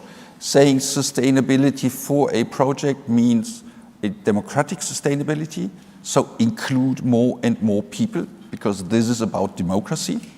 Second is an economic sustainability, but knowing that our economic system does not have a correct pricing for the damages it causes through the exploitation of natural resources. So the CO2 price has to be a high price to be integrated in our market, in our economic market, in order to reflect the sustainability issues in the pricing of the goods. And the third is, on what we just talked 5 minutes about, have a clear view on the sustainability issues, on electricity consumption, on energy consumption, on each and every project. And then we are done. So there's a democratic sustainability, there's an economic sustainability, and there's a sustainability referring to the exploitment of natural resources. And then go for the next project and don't work on the concept. And no, what? You know, you have that SDG concept since 15 years discussed in the United Nations. Yeah, I know. Nations. I mean, I'm not the one That's making them for up. the journalists to report about. Shika Mayasa, you wanted to add something. Yeah, I'm going to answer Andre's point because he brings a very interesting, another common friend of ours is Oliver Elleisen, who's Can I have some quiet in the room, please? Yeah. Oliver Elleisen, who's based in Berlin, and we, as I said, you know, the Palazzo Strozzi just had an exhibition of his. We just opened one, but we also worked with schools and universities, our research institutions in Qatar. But also one of the goals is to offset the carbon footprint from this exhibition through other means. So we're working with him in his studio in Berlin to calculate that and see how we can offset it. I mean, there's so much to say, and I know our time is almost up, but one of the most important things for us in the work that we do when it comes to culture, heritage, and preservation, whether it's in Qatar or the region, is the curriculum development in schools. So right now in the northern side, in the north of Qatar, we have many archaeological sites and schools that are there with not very much to do in the areas because it's not as developed as the Doha, the capital. So we're working with the schools to develop the curriculum specifically in these areas where students can come and work on our sites, learn about archaeology, encourage them to become archaeologists and so forth. In Sudan, we had a big exhibition, a big project with 45 missions, international missions, many of which were European. where we were working on the Nubian civilization, which predates the pyramids in Egypt, and it was a very important project. And I hope that with the current situation in Sudan, it becomes impossible to pursue such projects. And this is where I think the role of the UNESCO becomes critical in terms of how do you preserve heritage sites in times of conflict. We have a question from a lady here in the third row, if we get a microphone, because we only have about a minute left. So if you could be quick with your question, and we try to be quick with the answer. I'm Cristina Loglio from Europa Nostra.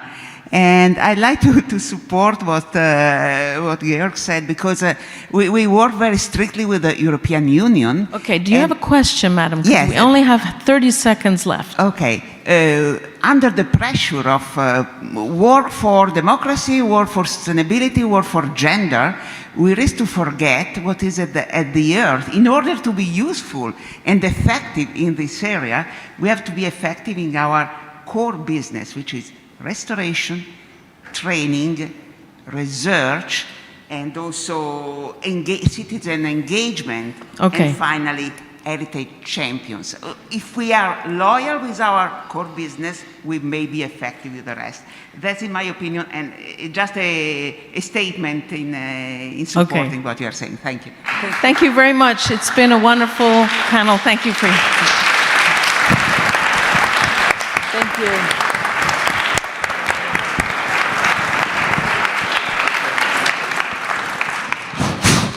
Thank you, Farah, and thank you, everyone. So, ladies and gentlemen, lots of food for thought. I don't know about you, but I'm hungry. It's time for lunch. But please be back at 2:25. We do have Susie Menkes. For 5 minutes, she will give us a lightning talk. So in terms of going to lunch, we will go downstairs, exit through the doors on the ground floor, and walk across the piazza and go to the Western Hotel for some roundtable discussions, lots of food for thought, lots to hash out and break some bread, but be back at 2:25 for Susie Menkes. Thank you.